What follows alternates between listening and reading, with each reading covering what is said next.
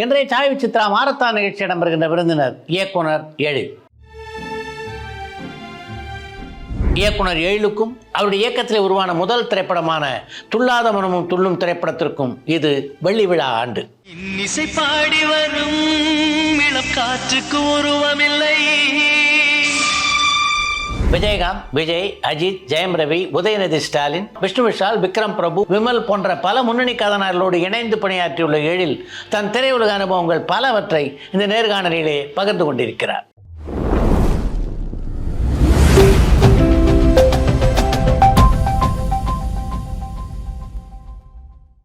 வணக்கம். வணக்கம். இந்த சினிமா உலகத்தில் உங்களுடைய வெள்ளி விழா பயணத்துக்கு முதல்ல வாழ்த்துக்கள். நன்றி சார். சினிமாவில் வரணும்னு எதனால் உங்களுக்கு ஆசை வந்தது? நிறைய 2-3 விஷயங்கள் கோயின்சைடாக இருந்தது. சின்ன வயசில் எங்கள் சித்தப்பா ஒருத்தர் சினிமாவுக்கு வரணும்னு ரொம்ப கஷ்டப்பட்டு கேபி சுந்தரம்பாலோட ரொம்ப ஃபேன் அவங்க கஷ்டப்பட்டு அந்த கதையெல்லாம் என்கிட்ட சொல்லிட்டு இருப்பாங்க. அது ரொம்ப காமெடியாகவும் இருக்கும். எம்ஜிஆர் படத்தில் ஏதோ ஒரு ஃப்ளாகை வச்சுட்டு நிற்கிறதுக்காக ஒரு 6 மாதம் இங்கே நல்ல வசதியான அவங்க சித்தப்பா தங்கியிருந்து அந்த ஒரே ஒரு கொடையை காமிச்சிட்டு வாங்கன்னு ஒரு டைலாகை பேசிட்டு ஊருக்கு அந்த கதையை சொல்லுவாங்க. ரொம்ப காமெடியாக இருக்கும். அதுக்கப்புறம் நான் காலேஜ் படிக்கும்போது கோயம்புத்தூரில் ஒரு பெரியநாயக்கன் பாளையம் பக்கத்தில் ஒரு காரமடை பக்கத்தில் ஒரு ஹில் ஸ்டேஷனில் கொண்டு போட்டாங்க. ஒரு 1.5 இயர் ஒரு ஆட்டோமொபைல் இன்ஜினியரிங் கோர்ஸுக்காக. ரொம்பவும் தனிமையில் உட்காந்துருக்கப்போ வேறு வழி இல்லாமல் கதைகள் எழுத ஆரம்பித்தேன். அப்போ கதைகள் எழுதுனா அப்படியே இது நிறைய பேர் பாராட்டினாங்க, போனாங்க வந்தாங்க. அது அப்படியே எனக்கு நிறைய கதைகள் எழுதிக்கிட்டே இருந்தேன். ஸோ அந்த காலேஜில் ஒரு ப்ரோக்ராம் வச்சுருந்தேன், கல்ச்சுரல்ஸ் வச்சுருந்தாங்க. ஸோ அதில் நான் பண்ண 4 ப்ரோக்ராமுமே பெரிய ஹிட் ஆச்சு.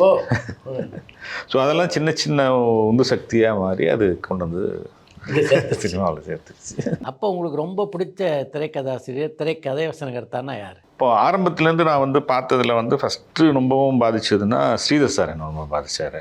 KS Gopalakrishnan sir. அப்படியே நானும் அந்த பழைய படங்கள் எல்லாம் சிவாஜி சார் படங்கள் எல்லாம் பார்த்து கொஞ்சம் கொஞ்சம் வரும்போது, அதுக்கப்புறம் அப்பா கூட இங்கே சுற்றும்போது இந்த பாபி அந்த மாதிரி ஹிந்தி படங்களும் நிறையா பார்க்குறதுக்கு, இந்த தர்மேந்திரா படங்கள் அந்த மாதிரி நிறைய படங்களில் ஷோலே படங்கள் இதெல்லாமும் பார்க்கறதுக்கான எனக்கு வாய்ப்பு கிடைச்சிது நார்த் இந்தியாவில் சுற்றும்போது.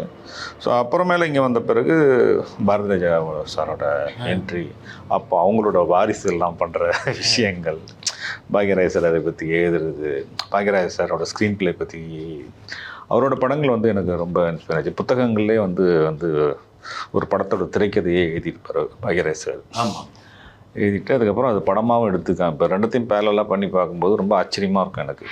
ஸோ ஒரு கதை எப்படி திரைக்கதையாக போகுது அப்படிங்கிறது ரொம்ப ஆச்சரியமாக இருக்கும். இதெல்லாம் பார்த்துக்கிட்டு இருப்பேன். அதுக்கப்புறம் மணி சாரோட என்ட்ரி ஒரு பெரிய ஆச்சரியமாக இருந்தது எனக்கு. அது சினிமாட்டோகிராஃபிக்கு ஒரு மிக முக்கியமாக ஆபவனன் சாரோட என்ட்ரி, மணி சாரோட என்ட்ரிலாம் ஒரு பிரம்மாண்டத்தை கொண்டு வரும்போது இன்னும் சீக்கிரம் போயிடணும். மௌனராகம் படம் நான் தஞ்சாவூர் தேட்டரில் பார்க்குறேன். ரொம்ப பெரிய க்ரௌடு இல்லை, பட் இருந்தாலும் என்னை ரொம்ப திக்குமுக்காட வச்ச ஒரு படம்னா மௌனராகம் படம் ஸோ அது எனக்கு ரொம்ப பாதிப்பை ஏற்படுத்துச்சு. ஸோ இனிமேல் இந்த ஊரில் இருக்கக்கூடாதா?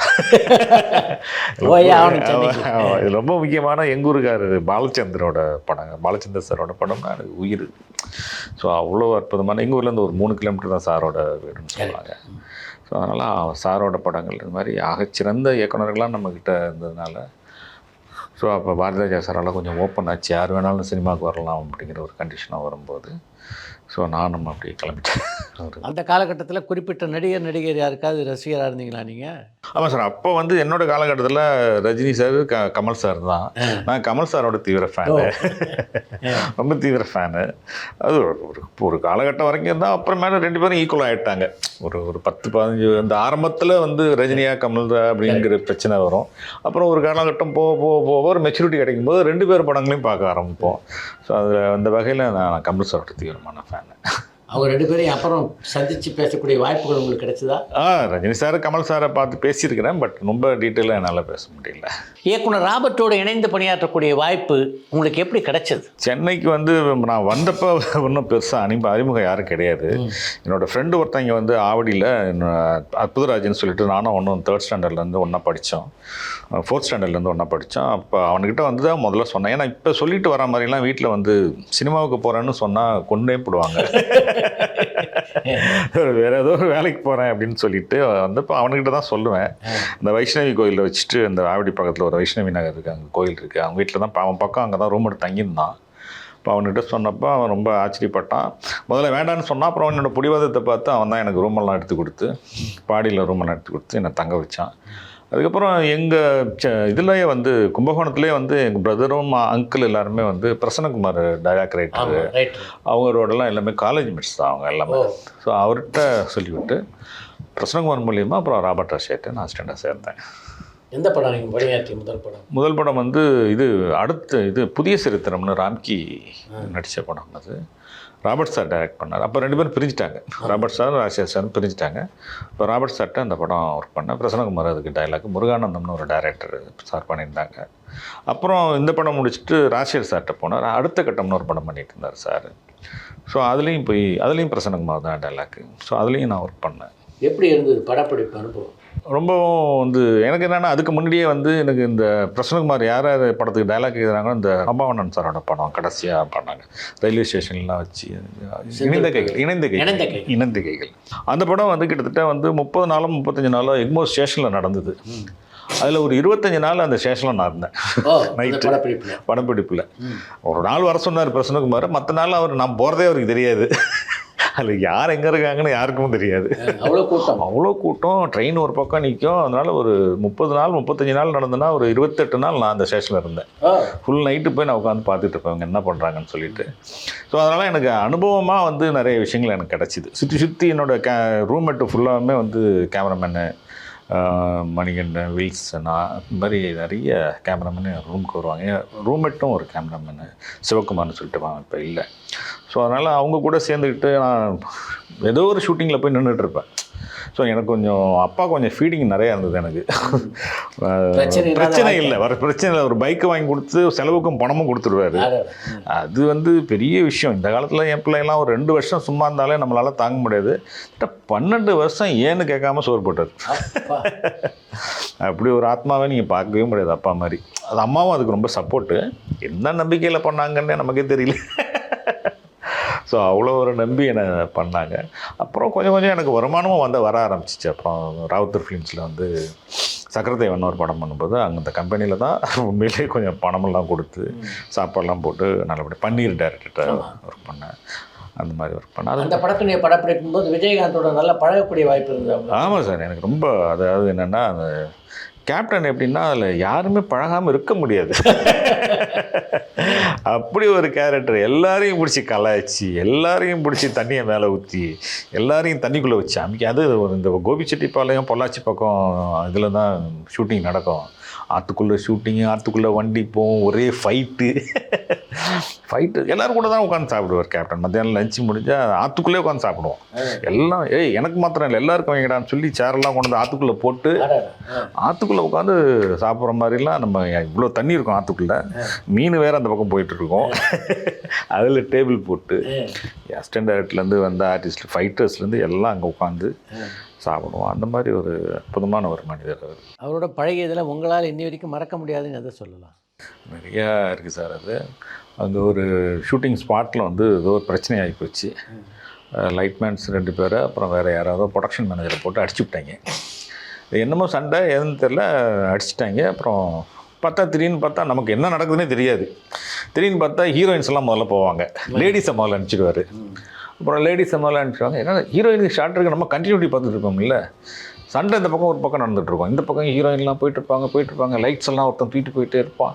என்ன நடக்குதுன்னே நமக்கு தெரியாது. திடீர்னு வந்து ஏற வண்டியிலம்பாங்க, நம்மளும் ஏற்றி விட்ருவாங்க. எல்லாமே பேக்கப் பண்ணி கொண்டு வந்து ரூமில் விட்டுட்டு திரும்ப ஒரு கேங்கு போவோம். அதில் கேப்டனும் போவார். சூப்பர். கேப்டனும் போவார். போய் மீதி அவன் அடித்தது தண்ணியை போட்டுட்டு தப்பாக பண்ணியிருப்பாங்க. ரொம்ப அட்டகாசமாக வந்து ஒரு என்னென்ன தகாத வார்த்தைகள் எடுத்துட்டனோ, அந்த ஹீரோயின் என்னென்ன அசிங்கப்படுத்தணும் அவ்வளவும் பண்ணி வச்சுருப்பாங்க. அவங்க போட்டு மிதின்னு மிதிச்சுட்டு வருவாங்க.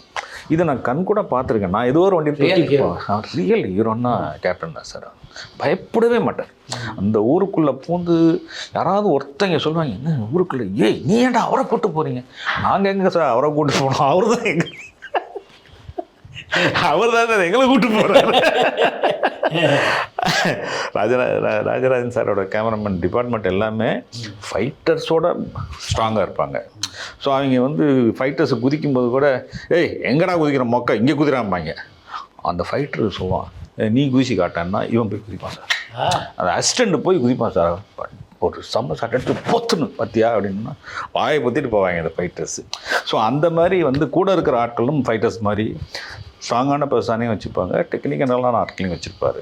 ஸோ அதனால் வந்து எல்லாத்துக்கும் ஃபைட்டு எடுக்கிறதுனா ஒரு 10 நாள் அது பாட்டுக்கு நடந்துக்கிட்டே இருக்கும். அந்த மாதிரி ஒரு ஃபைட்டு பொள்ளாச்சி சந்தையில் ஃபைட்டு, காய்கறியெல்லாம் பறக்கும் சார். சிங்கிள் ஷாட்டெல்லாம் இப்போ எல்லாம் யாரும் பண்ணுறது ரொம்ப சிரமம். கேமராவை தூக்கிட்டு ஓடுவாங்க. இங்கேருந்து அங்கே ட்ராலியை போட்டு விட்டா கிட்ட 1 கிலோமீட்டர் தூரத்துக்கு ட்ராலி இருக்கும். அடித்து பிச்சுக்கிட்டு வருவார் சார். பறக்கும் 2 பக்கமும் காய்கறி தந்து இந்த பக்கம் 4 பேர் விழுவோம், அந்த பக்கம் 4 பேர் விழுவோம். சிங்கிள் ஷாட்டு தான் அவருக்கு ரொம்ப பிடிக்கும். அது அற்புதமாக வரும் அந்த சிங்கிள் ஷாட். அந்த எனர்ஜி லெவல் யாருக்குமே இருக்காது. நீங்கள் பணியாற்றிய இயக்குனரில் மிகவும் முக்கியமான ஒரு இயக்குனர் பார்த்திபன். அவரோட பணியாற்றிய அனுபவம் எப்படி இருந்தது? இப்போ நான் சொன்ன அந்த சக்கரத்தேவன், அப்புறம் மாணிக்கம் அப்படிங்கிற படம்லாம் வந்து பிரம்மாண்டமான படங்கள். ரொம்ப நாள் எடுக்கப்பட்டங்கள், 100 நாள் 110 நாள் அந்த மாதிரிலாம் ஷூட்டிங் போச்சு. சார் பார்த்திபன் சார்கிட்ட வரும்போது தான் எனக்கு ரொம்ப ஆச்சரியமான விஷயம். ரொம்ப அவர் சாரே ப்ரொடியூசரு, அவரே டைரக்டர், அவரே ஆர்டிஸ்ட் எல்லாம். காலையில் 7 மணிக்கு இப்போ இருக்கிற அந்த லக்ஷ்மண் ஸ்துதி சிக்னல் இருக்குல்ல, அதுக்கு அந்த பக்கத்தில் தான் சாரோட ஆஃபீஸ் இருக்கும். காலையில் 7 மணிக்கு லக்ஷ்மண் ஸ்துதியில் அசம்பிள் அப்படின்ட்டுவார். வந்துடுவோம். 6:30 மணிக்கெலாம் வந்துடுவார் சார். 6:30 மணிக்கு வந்து 9 மணிக்கெல்லாம் நாங்கள் வந்து மேக்ஸிமம் முடிச்சிடுவோம். 9:30 மணிக்கு போலீஸ் வந்துடும். எல்லாம் பிடிச்சியா இவனு கத்துனான்னா இவர் திரும்பி திட்டுவார் பாருங்கள் எங்களெல்லாம். ஒரு போலீஸ் பர்மிஷன் எடுக்கணும்னு கூட உங்களுக்கெல்லாம் தெரியல, நீங்களாம் என்னடா அந்த விஷயத்த சொல்லியே இருக்க மாட்டார். எடுக்கிறது நம்ம திருட்டாலும் நல்லா தெரியும் எங்களுக்கு. நாமளே திட்டிட்டு எல்லாம் ஆஃபீஸுக்கு போங்கன்ற சீன் முடிஞ்சிடும். அந்த மாதிரி ரொம்பவும் எக்கனாமிக்கலாகவும் ரொம்பவும் அது என்ன, அது டேரக்டரும் ஒரு ப்ரொடியூசராகவும் இருக்கும்போது அந்த விஷயம் எப்படி எடுக்கணுங்கிறதையும் ரொம்ப பிரம்மாண்டமாகவும் படுத்திடுவார். அதே நேரம் ரொம்ப எக்கனாமிக்கலாகவும் பண்ணுவார். ஸோ அந்த விஷயம் வந்து எனக்கு ரொம்ப ஆச்சரியமாக இருக்கும் பார்த்திபன் சார். ஏன்னா நான் ஒர்க் பண்ணதெல்லாம் பிரம்மாண்டமான படம். கேப்டன் படம்லாம் வந்து பன்னீர் இன்ஸ்டியூட் ஸ்டூடெண்ட்டுங்கிறதுனால 100 மாட்டு வண்டி அதுன்னு காலை ஆரம்பிக்கிறதே 10 மணிக்கு தான் ஆரம்பிப்போம். மெதுவாக போய் ஒரு நாள் எக்ஸ்பெண்டிச்சர் என்னன்னு கூட நமக்கு தெரியாது. இவர் சாயந்தரமானா எல்லாத்தையும் கணக்கு கேட்பார். நம்ம வந்து செலவு பண்ணிட்டா கூட இந்த இத்தனை நாள் நம்ம செலவு பண்ணிவிட்டு ஏதாவது கையில் காசு கொடுப்பாரு. 1 வாரம் கழித்து கேட்டாலும் கரெக்டாக பணத்தை கொடுத்துருவார். ஆனால் கரெக்டாக கணக்கு இருக்கணும். ஸோ அந்த மாதிரி அக்கௌண்ட்ஸும் ஒரு எக்கனாமிக்கலாக ஒரு படம் பண்ணுறதும், எப்படி ஒரு கேரக்டரை வந்து ஃபிக்ஸ் பண்ணுறது, ஒரு கேரக்டர்லேருந்து எப்படி வந்து பெர்ஃபார்மன்ஸை வாங்குறது, இந்த மாதிரி நிறைய விஷயம் சார்ட்ட கற்றுக்கிட்டேன். இத்தனை இயக்குனர்கிட்ட உதவி இயக்குனராக பணியாற்றியதில் சினிமாவை பற்றி ஓவராலாக நீங்கள் தெரிஞ்சுக்கிட்டது என்ன? சினிமா வந்து நிறைய பேட்டர்ன் இருக்குது சார். ஓவராலாக சினிமாவை பற்றி தெரிஞ்சுக்கிட்டு அது அப்படிங்கிறது வந்து ஆர்ட் மூவிஸ் இருக்குது, கமர்ஷியல் மூவி இருக்குது, ஹீரோயிசத்துக்கான தனியான பேட்டர்ன் மூவிஸ் இருக்குது. ஸோ இதில் நம்ம எந்த இதை செலக்ட் பண்ண போகிறோம் அப்படிங்கிறத நம்ம யோசித்தேன். ஸோ ஒருத்தருக்கும் ஒரு ஸ்டைல் இருக்கும். பாக்யராஜ் சார்னா ஒரு ஸ்டைல் இருக்கும், மணி சார்னா ஒரு ஸ்டைல் இருக்கும், பாரதிராஜா சார்னா ஒரு ஸ்டைல் இருக்கும். பட் இது வந்து யூனிக்காக அது எப்படி மணி சாரை நம்ம காப்பி அடிக்க முடியாது, பாக்யராஜ் சாரை நம்ம காப்பி அடிக்க முடியாது. அப்போ நம்ம என்னடா பண்ணுறது அப்படின்னு யோசிக்கிறப்ப அப்போ நம்ம ஒன்று பண்ணுவோம். நம்ம என்ன பண்ணுவோம், ஒரு ஹிட் மூவி தேவை. அப்போ ஒரு ஹிட் மூவிக்கு எல்லார் படமே என்னவாக இருக்குது அப்படின்னாக்க, ஒரு ஜனரஞ்சகமாக மக்களுக்கு எல்லா விஷயமும் பிடிச்ச ஒரு படமாக இருந்தால், அது மணி சார் படமாக இருந்தாலும், பாரதிராஜா சார் படமாக இருந்தாலும் சார், பாக்யராஜ் சார் படமாக இருந்தாலும் ஓடுது. பொதுவாக அவங்க வந்து ஒரு எல்லாருமே மீட் பண்ணிக்கிற ஒரு இடம், மக்களுக்கு பிடிச்ச ஒரு இடம். ஸோ அந்த இடம் தான் வந்து அங்கே தான் அவங்க வந்து மீட்டிங் பாயிண்ட்டு அதுதான். ஒரு ரூட்டில் போகிறாங்க அவங்க, கொண்டு வந்து சேர்க்கறது இந்த இடத்துல கொண்டு வந்து சேர்க்கறதுங்கிறது வந்து இவங்களுக்கு பிடிச்சது தான் அந்த படம் ஓடுங்கிறத எல்லாரும் தெளிவாக இருக்கிறாங்க அதில். ஸோ அந்த பாயிண்ட்டை பிடிச்சி நம்ம பண்ணுவோம். இவங்களோட இப்போ ப்ரெசன்டேஷனை நம்ம மைண்டில் வச்சுட்டா கூட அந்த பாயிண்ட்டை பிடிச்சி பண்ணுவோன்னு பண்ண கதை தான் துலாதமனம் கதை. அதுக்கு முன்னாடி வந்து ஒரு சின்ன சின்ன பசங்களை வச்சுட்டு ஒரு கதையெல்லாம் பண்ணிட்டு இருந்தேன். அப்போ பண்ணிட்டு போகும்போது தான் சொன்னாங்க, இது யார் ஹீரோன்னு கேட்டாங்க. இல்லை குட்டி பசங்க 2 பேர் எல்லாம் இப்போ வந்து எந்த பேட்டர்னில் கதை பண்ணாலும் நம்ம பண்ணிடலாம், நல்ல கதை பண்ணலாம். நான் சொல்கிறது 90s எல்லாம் வந்து நீங்கள் வந்து ஆர்டிஸ்ட்டுக்கு பண்ணாலே கஷ்டம். ஸோ அதனால் ஆர்டிஸ்ட்டுக்கு பண்ண அப்போ தான் வந்து உன்னோட படத்துக்கு பொறுத்து யாராவது ஒரு தயாரிப்பாளராக வந்து பார்ப்பாங்க. இப்படி வந்து குட்டி பசங்க அந்த பசங்க இந்த பசங்கன்னு சொல்லி பண்ணினா உனக்கு ப்ரொடியூசரே கிடைக்க மாட்டாங்க அப்படின்னாங்க. அப்புறம் தான் இந்த கதையை மாற்றி துலாதமனம் கதை பண்ணேன். இந்த காலகட்டத்தில் நாம் ஒரு படத்தை இயக்க முடியும் அப்படின்ற நம்பிக்கை உங்களுக்கு வந்திருந்ததா? ஆமாம் சார். அப்போ வந்து எனக்கு அந்த ஸ்கிரிப்ட் கைக்கு வந்த பிறகு எனக்கு ஒரு கான்ஃபிடென்ஸ் வந்துச்சு. ஏன்னா ஒரு இப்போயும் வந்து இப்போ இந்த படம் முடிஞ்சதுன்னா அமைதியாக நான் உட்காந்துக்குவேன். அடுத்த ஸ்கிரிப்ட் என்ன பண்ண போகிறோங்கிறத எப்போ கிடைக்குதோ அப்போ தான் அடுத்தது ஒரு தயாரிப்பாளரே நான் பார்க்க போவேன். ஸோ அதுதான் அப்போவும் எனக்கு அந்த ஸ்கிரிப்ட் கைக்கு வந்த பிறகு ஒரு வெறி பிடிச்ச மாதிரி ஆள ஆரம்பிச்சிடுவேன். ஸோ இப்போ தயாரிப்பாளரை தேடி கதை சொல்ல போகிறது வருது அப்படிங்கிறது வந்து நமக்கு ஒரு கான்ஃபிடென்ட் லெவலை கொடுக்குறதுங்கிறது வந்து ஸ்கிரிப்ட் தான் சார். தமிழ் சினிமாவத்தை பொறுத்த வரைக்கும் தனியாக உட்காந்து சிந்திச்சு கதை எழுதுகிற இயக்குநர்கள் இருக்காங்க, பல பேரோட கலந்து பேசி திரைக்கதை உருவாக்குற இயக்குநர்கள் இருக்காங்க. நீங்கள் எந்த வகை? நான் ஆரம்ப காலகட்டத்தில் இந்த துலாதமனம் தொண்ணும் டைம்லலாம் வந்து நான் சிங்கிளாக தான் பண்ணிகிட்டு இருந்தேன். அதுக்கப்புறம் வந்து ஒரு படம் ஹிட்டுக்கு அப்புறம் வந்து நல்ல அசிஸ்டன்ஸு நல்ல நண்பர்கள்லாம் எனக்கு சேர ஆரம்பித்தாங்க. ஸோ அவங்க கூட உட்காந்து ஸ்கிரிப்ட் ஒர்க் பண்ணும்போது கொஞ்சம் ஸ்பீடாகவும் பண்ண முடிஞ்சுது, சீக்கிரமாகவும் பண்ண முடியும், ஈஸியாகவும் பண்ண முடிஞ்சுது. ஸோ அந்த வகையில் வந்து அசிஸ்டன்ஸ் வச்சுட்டு பண்ணுறது கொஞ்சம் ஈஸியாக இருந்தது. ரெண்டுமே எனக்கு இப்போ ஈஸியாக இருக்குது. எனக்கு துலாதமனம் தொண்ணும் கதையை வச்சுக்கிட்டு யார் யாரெல்லாம் சந்திச்சிங்க தயாரிப்பாளர்களை? தயாரிப்பாளர் வந்து நிறைய பேரை சந்திச்சு. அம்மா கரெக்ஷன் சிவா சார் அங்கே ஒர்க் பண்ணேன் நான். மாணிக்கம் படத்தில் சிவா சார் தான் அசிஸ்டண்ட்டாக அங்கேயே தான் கிடப்போம். அது கிட்டத்தட்ட 2வது இது சாரும் ராவுத்தர் ஃபிலிம்ஸில் இருந்ததுனால நான் தரணி நிறைய பேர் அங்கே உட்காந்துருப்போம். வெங்கட் சார்லாம் இருப்பார் அங்கே. ஸோ அதனால் வந்து அங்கே சாப்பாடு அதெல்லாம் ஒன்றும் இதெல்லாம் பெரிய கிருஷ்ணமூர்த்தி மேனேஜரு, ஸோ ராமன் இவர் சிவாசரோட பிரதரு. ஸோ எல்லாமே அங்கே உட்காந்துட்டு மற்ற விஷயங்களை பற்றி பேசிகிட்டு இருக்கிறதுனால ஸோ அவர்கிட்ட ஒர்க் பண்ணால் சார்ட்டையும் பண்ணுறதுக்கு தான் நான் பிளானிங்கில் இருந்தார் சார். அப்புறம் நிறைய ஆர்டிஸ்ட்டுலாம் பிரபு சார் ட்ரை பண்ணேன், கார்த்திக் சார் ட்ரை பண்ணேன், கேப்டன் வரைக்கும் ட்ரை பண்ணேன். கேப்டன் கதை கேட்கல, ராவுத்தர் கேட்டார். ராவுத்தர் கேட்டு சொன்னார், இது கொஞ்சம் யூத்து பண்ணால் நல்லா இருக்கும் போல இருக்கு, மாசு கேப்டன் வந்து ரொம்ப ஆக்ஷன்லாம் பண்ணிட்டு இருக்காரு. கரெக்டாக சொன்னார் ராவுத்தர், கரெக்டாக சொன்னார். இது வந்து கேப்டனுக்கு செட் ஆகாமான்னு தெரில எழில், நான் சொல்கிறேன். ஏன்னா ராவுத்தரும் எனக்கு நல்ல நண்பர் தான், எனக்கு நான் சொல்கிறேன். கேப்டன்கிட்ட போய் கேட்டப்போ தான் நீ ராவுத்தன்ட்ட சொல்கிறா அப்படின்னாரு. அப்புறம் இங்கே போய் சொன்னப்போ அப்புறம் அவர் சொன்னார், இது கொஞ்சம் வந்து இதாக நான் சொல்கிறேன், யோசித்து சொல்கிறேன் அப்படின்னு சொன்னார். அந்த மாதிரி பாண்டியராஜன் சார்கிட்ட போய் சொன்ன கதை. அந்த மாதிரி நிறைய அன்பாலய பிரபாகரன்ட்ட சார்கிட்ட போய் சொன்ன கதை. ஸோ அப்போ இருந்த நிறைய கம்பெனிஸில் போய் சொல்லியிருக்கேன், நான் கதைகள் சொல்லியிருக்கேன். இவங்கெல்லாம் என்ன காரணத்தால் அதை ஏற்றுக்கல?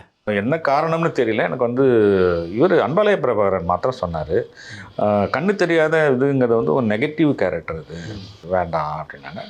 இப்போ யாருக்கும் பாண்டியராஜன் சாருக்கு சொல்லும்போது தான் குஷ்பு மேடத்துக்காக சொல்லி சொன்னாங்க. அப்போ போய் அவங்கக்கிட்ட கதை சொன்னேன். குஷ்பு மேடம் என்ன 2 கம்பெனிக்கு அனுப்பிச்சாங்க. அவங்களுக்கு கதை பிடிச்சி போச்சு, அவங்க 2 கம்பெனிக்கு என்ன அனுப்பிச்சாங்க. பட் அதான் ப்ரொடியூசர்ஸுக்கு பிடிக்கல, அவங்க அனுப்பிச்சாங்க. அது மாதிரி நிறைய பேர்கிட்ட சொல்லி ரிஜெக்ட் ஆனது தான். ஸோ இந்த கதைக்கு ஒரு பிரபலமான கதாநாயகன் கிடைக்க மாட்டார்னு அப்போ ஒரு முடிவுக்கு வந்துட்டீங்களா? ஆமாம். அது முடிவுக்கு வந்துட்டா இப்போ வடிவேலு வச்சு பண்ணலாங்கிற ஒரு ஐடியாவும் எனக்கு வந்தது. அது எதனால் வடிவேலு வச்சு பண்ணலாம், ஏன்னா அது வந்து எனக்கு வந்து சிட்டி லைஃப்ஸோட இன்ஸ்பிரேஷனில் தான் அந்த கதை கிடச்சிது. அப்போ வேறு பேட்டர்ன் தான் கதை வச்சுருந்தேன். ஸோ அப்போ வடிவேல் சார் அப்போ வடிவேலு எனக்கு வந்து ரொம்ப ஃப்ரெண்டு தான். எனக்கு வந்து இந்த சக்கரத்தேவனில் வந்து அவரும் நடிச்சிருந்தார், சின்ன கேரக்டர் பண்ணியிருந்தார். ஸோ அதனால் ஆரம்ப கட்டம் தானே, எல்லாருக்கும் ஃப்ரெண்டாக தானே இருப்பார் அவர். அதனால் அவர்கிட்ட போய் காசு சொன்னால் அவருக்கு ரொம்ப பிடிச்சி போய் சந்தோஷப்பட்டு அவரும் 2-3 ப்ரொடியூசரை ஜென்டில்மேன் குஞ்சுமோ சார்ட்டெல்லாம் போய் கதை சொல்ல ஆரம்பித்தார். அவரும் கதை கேட்டு அதுக்கப்புறம் பண்ணுறேன்னாங்க. அப்புறம் பண்ணலை, அதுவும் டிலே ஆச்சு. அப்புறம் நண்பர்கள்லாம் சொன்னாங்க, இந்த கதையை வந்து நல்ல ஆர்டிஸ்ட்டே வச்சு பண்ணலாம், நீ இன்னும் கொஞ்சம் கமர்ஷியல் சேர்த்தினா அப்படின்னு சொன்னாங்கன்னா அதை கொஞ்சம் கமர்ஷியல் சேர்த்துட்டு அதுக்கப்புறம் பிரசாந்த் அப்புறம் வந்து யாரோ போய் சொன்னேன், எல்லார்ட்டையுமே பார்த்து ட்ரை பண்ணேன். அதில் வந்து சூப்பர் குட் சௌத்ரி தான் கதை நல்லாயிருக்கு. துள்ளாத மனமும் துள்ளும் கதையை கேட்டுட்டு தயாரிப்பாளர் ஆர்பி சௌத்ரி என்ன சொன்னார்? ட்ராக் சுரேஷ் சார் தான் எனக்கு சௌத்ரி சார்கிட்ட கொண்டு போய் விட்டார். விடும்போதே ஒரு நல்ல ஒரு இன்ட்ரோ கொடுத்தாரு. அருமையான கதை, நான் ஒரு வருஷமாக நான் வச்சுட்டு உட்காந்துருக்கேன், எனக்கு கரெக்டான ஃபைனான்சியர் கிடைக்கல சார், இந்த கதையை நீங்கள் பண்ணுங்க, நான் வேணா உங்கள்கிட்ட பார்ட்னராக சேர்ந்துக்கிறேன் அப்படின்னு ரொம்ப பில்டப்லாம் கொடுத்தேன். சேர்த்தாரு. என்ன ரொம்ப பில்டப்லாம் கொடுக்குறேன், எனக்கு ஒரு 10 நிமிஷத்தில் கதை சொல்லு அப்படின்னாரு. என்னடா பண்ணுறதுட்டு 10 நிமிஷத்தில் எப்போ சொல்கிறேன்னு சொல்லிட்டு 10 நிமிஷத்தில் சொன்னேன். நெகட்டிவ் கிளைமாக்ஸ் சொன்னேன். சௌத்ரி சார் கொஞ்சம் அதிர்ச்சி அடைஞ்சிட்டாரு. லைனு நல்லா இருக்கு, ஏன் இவ்வளோ நெகட்டிவாக கதை வச்சுருக்கிறேன் அப்படின்னு. இல்லை சார், பாசிட்டிவ் கிளைமாக்ஸ் இருக்குது, நீங்கள் ஃபுல் கதை சொல்லுங்கள், நான் பாசிட்டிவாக சொல்கிறேன் அப்படின்னு. ஒரு 1 வீக்கில் கேட்குறேன்னு சொல்லிட்டு வந்து கேட்டார். கேட்டோன்னா பயங்கர சிரிப்பு. சௌத்ரி சார் ரொம்ப சிரிக்க மாட்டார், ரொம்ப சிரிச்சாருன்னா அவருக்கு ரொம்ப பிடிச்சி போச்சுன்னு அர்த்தம். ரொம்ப சிரிச்சிட்டு இருந்தார். அப்புறம் நான் கூப்பிட்றேன் அப்படின்ட்டு. அப்புறம் அப்போ நான் பழவந்தாங்கல் இருந்தேன். அப்போ என்னை பிடிக்க முடியல அவரால். அப்புறம் அந்த பாவா லட்சுமணன் மேனேஜரை விட்டு தான் அப்போ என் ஃப்ரெண்டை பார்க்கறதுக்காக நான் வந்து ஒரு ஹாஸ்பிட்டலுக்கு வருவேன். அவங்க இங்கே ரூமுக்கு போகிறதில்ல. அதை கண்டுபிடிச்சி பாவா வந்து அந்த ஹாஸ்பிட்டலில் வந்து என்னை பிடிச்சிட்டு போனார். எங்கேயா போனேன் சௌத்ரி, ஒரு வாரமாக உன்னை தேடிட்டு இருக்கேன் அப்படின்னா அப்புறம் போய் பார்த்தேன். எங்கேயா போனேன்னா உன்னை தான் டெய்லி ஆஃபீஸ் வர சொன்னேன்ல, அவர் சொல்லலை என்கிட்ட. கதை பிடிச்ச சந்தோஷத்தில் ரொம்ப நல்லா இருக்கு கூப்பிட்றேன்ட்டு போயிட்டாரு. சரி எப்போ கூடுவான்னு தெரியல. அப்போ தான் ஃபோனுக்குன்னு எதுவுமே இருக்காதே சார். குத்து மதிப்பாக இவன் அங்கே இருப்பான், இவன் அவனை போய் பிடிச்சி வாங்கிறது தான் பிடிப்பாங்க. ஸோ அது மாதிரி டெய்லி வா ஆஃபீஸ்க்கு நான் சொல்லுவேன் அப்படின்ட்டார். அப்படி தான் ஆரம்பிச்சிது அந்த விஷயம். விஜய்க்கு எப்போ கதை சொன்னீங்க? விஜய்க்கு வந்து சார் தான் வந்து பேசிகிட்டு இருந்தார். அப்புறம் 2-3 பேர் ட்ரை பண்ணார் சார். அப்போ வந்து அவர் அனுப்பிச்ச ஆர்டிஸ்ட்டும் கதையை வேணான்ட்டாங்க. ஆமாம் வேணான்ட்டாங்க. அதில் சார் கொஞ்சம் கடுப்பாயிட்டார். ஏன்னா இந்த கதையை வேணான்றாங்க அப்படின்ட்டு. நீ இப்போ அருமையான கதையை மிஸ் பண்ணுறாங்களோட முரளி சார். அப்புறம் வந்து இப்போ விஜய்கிட்ட போ அப்படின்னு சொல்லி சொன்னார். சரிட்டு அப்புறம் விஜய் சார் வர சொன்னார். போய் பார்த்தோன்னா அவர் சொன்னார். அப்புறம் விஜய் சார் கேட்டுட்டு நல்லா இருக்குன்னு நான் சொல்கிறேன் அப்படின்ட்டார். அப்புறம் என்ன சொன்னார் அப்படின்னாரு. இவர் வந்தோடனே சார் நல்லா இருக்குது நான் சொல்கிறேன் அப்படின்னு.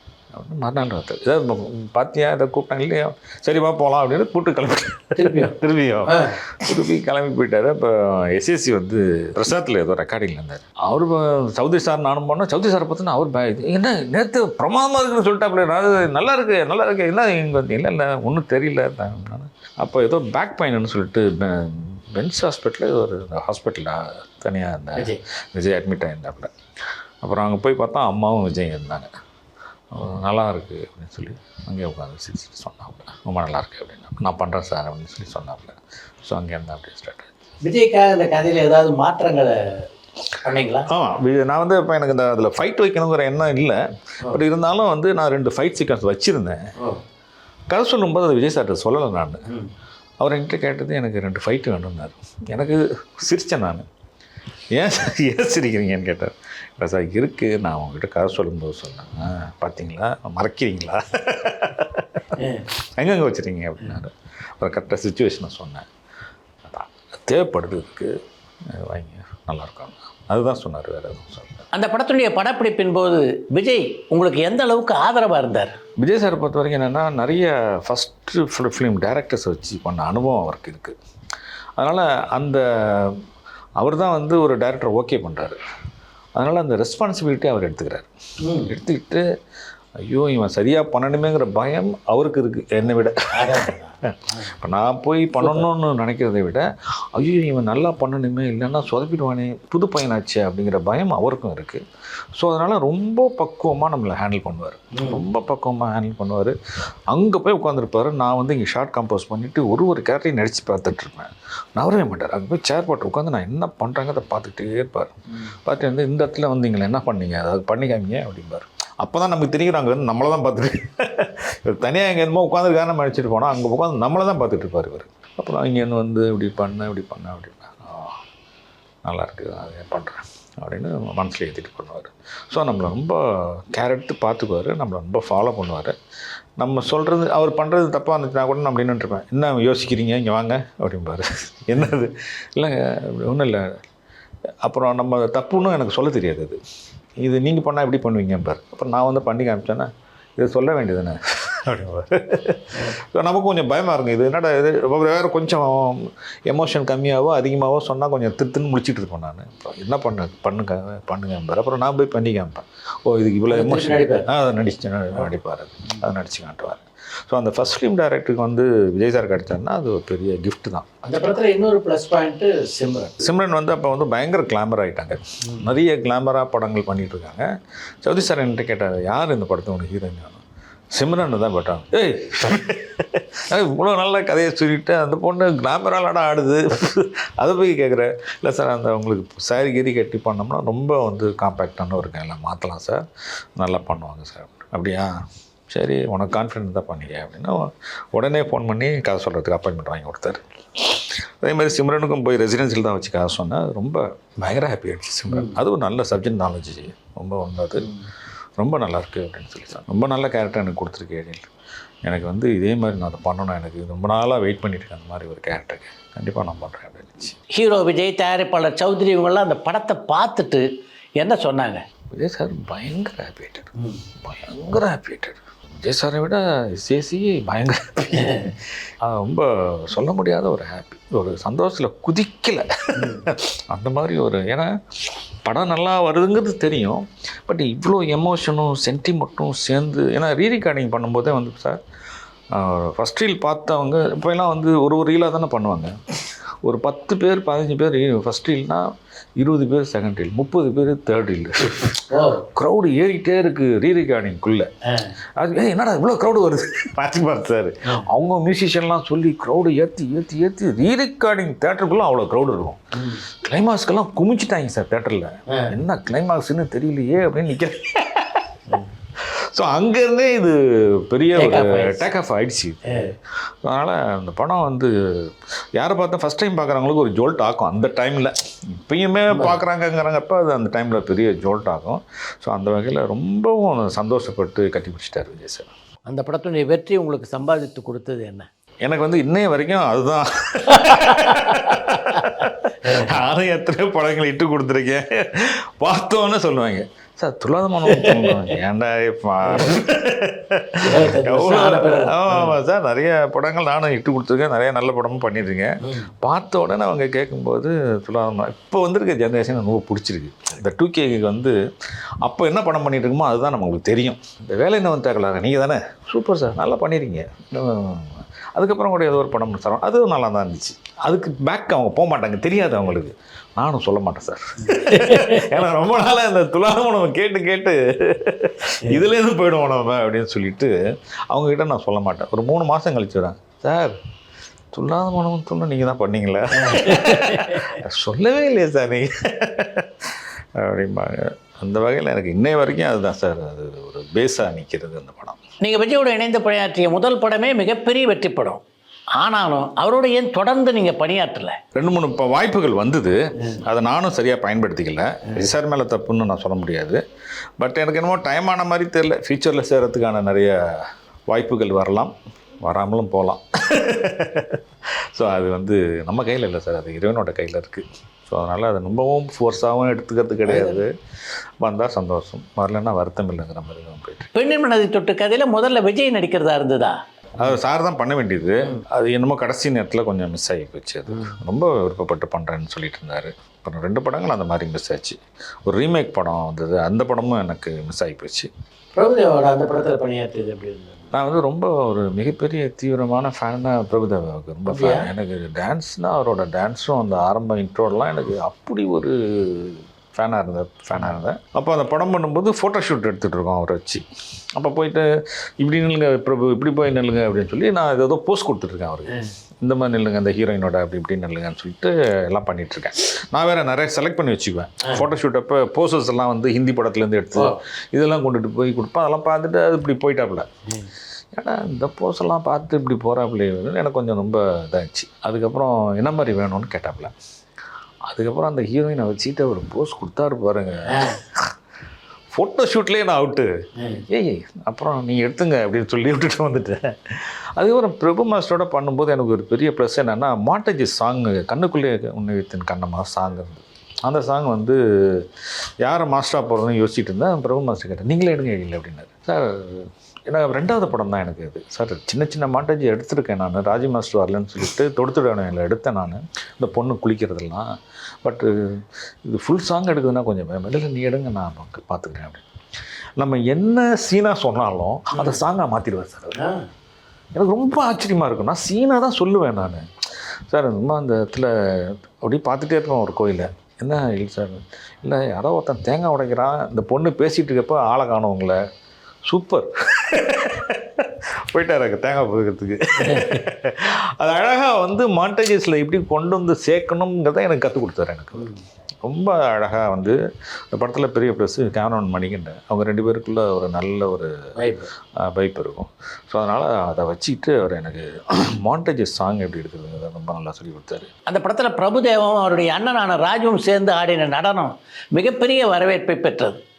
எங்கே அந்த ஐடியா உங்களுக்கு பிறந்தது? ராஜ் மாஸ்டர் தான் வந்து அதில் வந்து டான்ஸ் மாஸ்டரு. பிரபு ஆடிட்டு இருப்பாப்புல, அவங்க அப்பா வந்துட்டாப்புல. 2 பசங்க ஆர்டர் பார்த்தா இல்லை ஏதாவது 2 பேருக்கு ஏதாவது பிரச்சனை வந்த மாதிரி தெரியல, வந்து அப்படியே வரப்பார். மாஸ்டர் உள்ள டேய் நான் பார்த்துக்கிறேன்டா. ரொம்ப ஒரு குழந்த மாதிரி இருப்பார் சுந்தர மாஸ்டர். அவங்க நிறைய பேர் வந்துட்டாங்க, நிறைய ஆர்டிஸ்ட்லாம் வந்துடுவாங்க. ராஜி மாஸ்டரும் பிரபு மாஸ்டரும் ஆடுறாங்களே, இதை வேடிக்கை பார்க்கறதுக்காக நிறைய பேர் அந்த மாதிரி ஆகி போச்சு. ஒரு 2 நாள் வந்து கட் பண்ணியே போயிட்டே இருக்காப்புல ராஜி மாஸ்டர். நல்லா வருது.